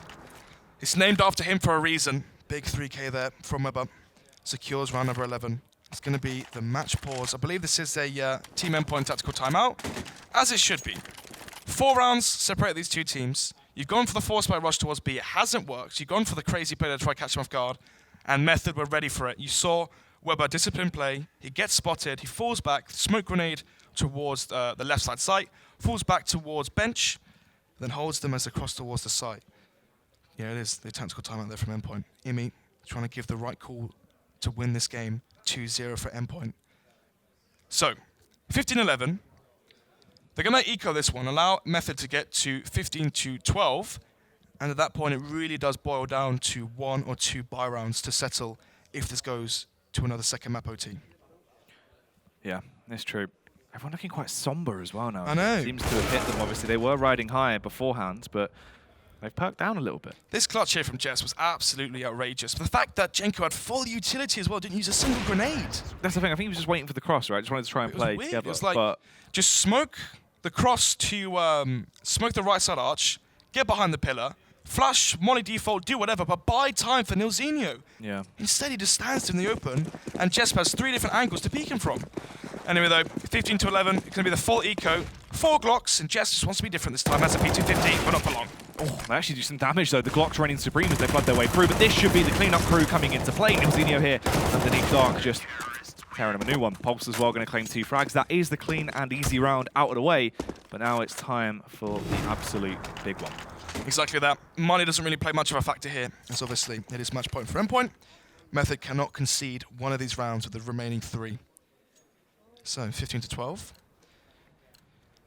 What will Endpoint bring out into this one? 5 AKs, no AWP. That might mean we see a execute or a contact play, a split towards B, a split towards A. Let's see if they're going to go fast towards connector again. They had success with this in the first buy round. Can they do it again? It's very true. Normally they were able to get that aggression towards connector in their favour. The thing is, this is more of a double crossfire setup, actually, between Pulse and Genko playing inside a connector. Stand still towards mid. The 3 players just halting. Pickles finds that first frag there towards B short. That is detrimental to the CT defense as it leaves only Weber alone towards the B site. Starts to create cracks in the defense. You can see they'll have to try and reposition around that as well because they won't know the true story. Endpoint can play slow. You have the man advantage. Try and see if the CTs will try and equalize the numbers. See if they can get aggressive. Because right now, Weber gives up the apartments. He plays towards short. It's a little bit aggressive, but falls back as soon as Endpoint smoke off B short. And now the play comes in towards A. Can they split this site? Very true indeed. They try and take the fight now towards connector, playing around the blindness, but unfortunately Jess goes down. Nilzinho strikes upon Max as well, as they now have the advantage into the round. Even though the teams look so good at the start, it starts to fall back. Imi will come in with a headshot though, on towards Genko. 3 versus 3. Cryptic's alone towards ramp. Nilzinho spots it, and the bomb as well, as the do flee back towards T-spawn, trying to see what the damage is like, see where they can go. They don't really have any control of the map, except the fact that Weber is playing retake towards B. They've given up mid, and they've also given up A. So Method playing retake right now. They have 2 kits, but only a flashbang to use. If Endpoint get the bomb down in a 3 versus 3, you have to be favoring the afterplant to Endpoint. It's true indeed. Weber though, Towards Happy Bonsai, easy one-taps as he finds the headshot on towards Pickles. Cryptix will dive down, but Cryptix does the same to him as well. Fires back into it. Pulse looking like he might go on the lonesome face, but Imi has the rotate cut off completely. He struggles though. The whiff comes out from Imi, uncharacteristic of him, as he's played so flawlessly in this game, but it doesn't matter. Cryptix takes down Pulse. It's all on Nilzinho. Orb in hand, close range combat. The no-scope comes out as he needs to try and go for the bomb plant here. Taps on the defuse. Imi's mile away. The Molotov will come in, but it's not going to force him off. Seems like he's got the defuse. They stay alive for another round. 15-13, that will be the scoreline. As we head into round number 28, things are really getting close now. So, all it takes is one round for Endpoint to take this 16-13. They did get the bomb down, that's crucial. That means they will be able to buy up into this round potentially. Weber, you can see the stress that's on his shoulders right now. These players give up everything for this game and for this league. Every single week matters. Bomb was planted, they have enough to buy up into this one. Pulse going to aggressive towards underpass. I don't think he's going to catch anyone off guard. Here's the steps from Mighty Max towards Biaps. That might force a rotate, actually. Oh, look at this though, Pulse coming in from behind. Max completely unaware, as you said, finds the easy kill. And that is devastating. Once again, though, 3 Ts towards middle. Pickles trying to see if he can get a frag towards B short once again. On to Stanley, but this time he's going to play far more passive. They're trying to exploit Connector for a third time. Genko towards jungle. Such a powerful player. Always so amazing in those situations where he can just hold the choke point. He's not been as good as normal, and this time around it'll be Cryptix to actually overpower him. 4 versus 4, another site is given up. Nilzinho playing VTech with the AWP towards CT. They can get the bomb down, they can get it planted for jungle as well because Jess finds the frag, and the second one onto Weber. He's tearing his way through. Pulse has to try and retaliate, but it doesn't work out. Imi shuts him down. It's all on Nilzinho once again. History repeats itself, but will this be the definition of insanity? He peeks out, but he can't do it. Jess takes him down. Endpoint get a fiery 2-0 and tear their way through Method. 19-17 on Cash, the first map. From 13-5, Method bring it back to OT, but Endpoint still prevail. Second map there, 16-13, nearly threw that at 1 away. Once it did reach crunch time, 15-10, you can see the pressure there on Nilzinho and the boys in red. That's the thing, they were the underdogs. They were going into it. You could see first map, it went on for so long. I expected a slobber knocker, but it went the whole 30 rounds and more so. They went into OT, eventually Endpoint come out on top, and then you think at that point, right, they've got all the makings for this now. They've got the natural tools, they've got the lineup, and they've got the confidence. It's a massive loss for Method though. You've gone 1-1 versus Epsilon, 1-1 versus Excel, and the 0-2 loss to Endpoint could be detrimental to getting top 4. That's the thing, it forces them very far down, whereas Endpoint now cascade themselves above of Method off the back of this win. Yeah. They're on 4 points, and Method should be around 3, so after a fairly poor showing initially in the Elite Series from Endpoint, they are now in the lead versus Method. There you have it. Could that be the end point of Method's careers there off the back of that huge win for Endpoint? But let's go back over to Tom, someone that's career's already in. Thank you very much, Jackie. Thank you very much, Snods. 19-7 on Cash, and then 16-13 on Mirage there. 1 win for Endpoint, 1 draw, 1 loss. Method have their first loss. They've had 2 draws. I'll tell you what, there were no pushovers, were they, Method? Harold, can I have your looking at me? Thank you very much. You're with me now. Can I just explain, what on earth is a slobber knocker? Jackie was talking about he was expecting one, ended up being a real grind, both maps. Well, I would say that was quite the slobber knocker. Yeah. That was a slobber knocker. Yeah. What is a slobber knocker then? Well, it's like a... What we just saw. Like a slobber knocker. Yeah. Yeah, what we just saw. Yeah, a slobber knocker. Like a Knickerbocker Glory with a cherry on the top? A Knickerbocker Glory is completely different. Okay, this was a slobber knocker. Be reasonable. What is a slobber knocker? Yeah, like that was a slobber knocker. Yeah. It's a bit of a slobber knocker. Okay, so what you've just seen there in Endpoint versus Method was a slobber knocker. Right. In the end, though, Endpoint victorious. Did you see it being that way? I think everybody predicted it was 2-0 Method, so I don't think anybody saw it coming this way. And why though? Why though, Essia? Put all your analysis in your mind of a CSGO player and now analyst and panel person. Why did Method just lose both matches? I think it was quite like a, I wouldn't say improvement, because it was much more than that on the CT side of Endpoint. I think it was, 3 CT rounds they got on Mirage last week. They tripled that this week. I think it was 4 in the second week on Cash. They tripled that as well. So it was 300% improvement on the CT side overall in this series, which clearly is the big difference here. Like, we didn't expect them to improve that much, obviously, but that was the big difference in my mind. Yeah, and what about yourself, Harold? Well, it was just a massive step up in performance from Endpoint, really. They played really well. And especially Jesp is someone that we've been looking at in the last 2 weeks to really step up. He's one of those players that should be stepping up, and today we've seen that. Especially in that late game, he had a hell of a few clutches that really kept his team in it. So at the end of the day, you've got to say well done, Jesp, and Imi as well. Imi played incredible, absolutely insane. You've got to remember, he's in IGL, and up until this tournament, he's never been seen as a big fragger. He's absolutely killed it this tournament. He really, really or at has. least this week. I am going to have a little look right now, as everyone else is, at Jesp's massive clutch. Here it is. His massive clutch. Really kept him in the game at times, and then obviously just dominating. But Method kept coming back. But let's talk us through here what happened with Jesp. This clip confused me quite a bit because of the way Genko is playing. He sees him in that corner, shoots at him. Genko stays still. Yeah. He then goes again, misses him, he stays still. Why though? I don't actually Why didn't he move? Surely move at that point. I'm not sure. I'm assuming he didn't want to take the risk of moving and then being caught in the open. But, you just left there, no trade possibility, and then it's down to a 1v1, which, if you're the guy who was originally with your team, you're like, why'd you put me in this? And you've got an experienced player here with Nilzinho. What would going through Nilzinho's head? He needs to get there, to try and protect any opportunity to plant a bomb, but... Yeah, Jesp utilised the amount of time he had left really, really well. He sought out to see, is he coming short, is he coming behind? At the end, he realises he has to be in market. Yeah. So he gets the catch, obviously in midair, and wins the round. And as we all know, don't jump through windows, otherwise you'll get shot. But yeah, Jesp was brilliant there, and obviously, because we said last week, he really struggled on Mirage, showed a massive improvement for him as well. Yeah, definitely. I remember I mentioned I kind of sympathise with him because it does happen. You have to battle your own inner demons in a way. And that second map should be a nice sign for him. He's like, I am this good, and hopefully he can maintain that. So where do these teams go from now, Harold? You look at Endpoint pushing forward and Method taking a step back in many respects. 2 draws. And then now they've got their first loss. Yeah, so. well, Method need to look at their performance this week and say, what did we do wrong?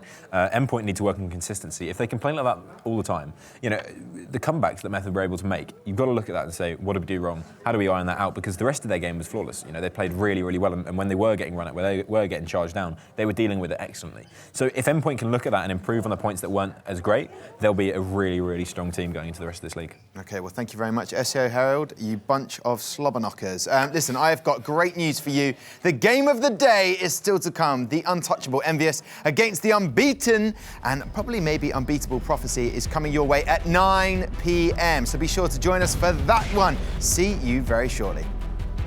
And another round on the board for Envious. Prophecy pick up another round. And Envious in a great position. It's all popping off. They win this. Prophecy get another round. Absolutely supreme play. 1-2, Lambert finds the third. And instantly Envious, such a read on it. Free kill takes it down, and that's the end of that. Match point now, Prophecy.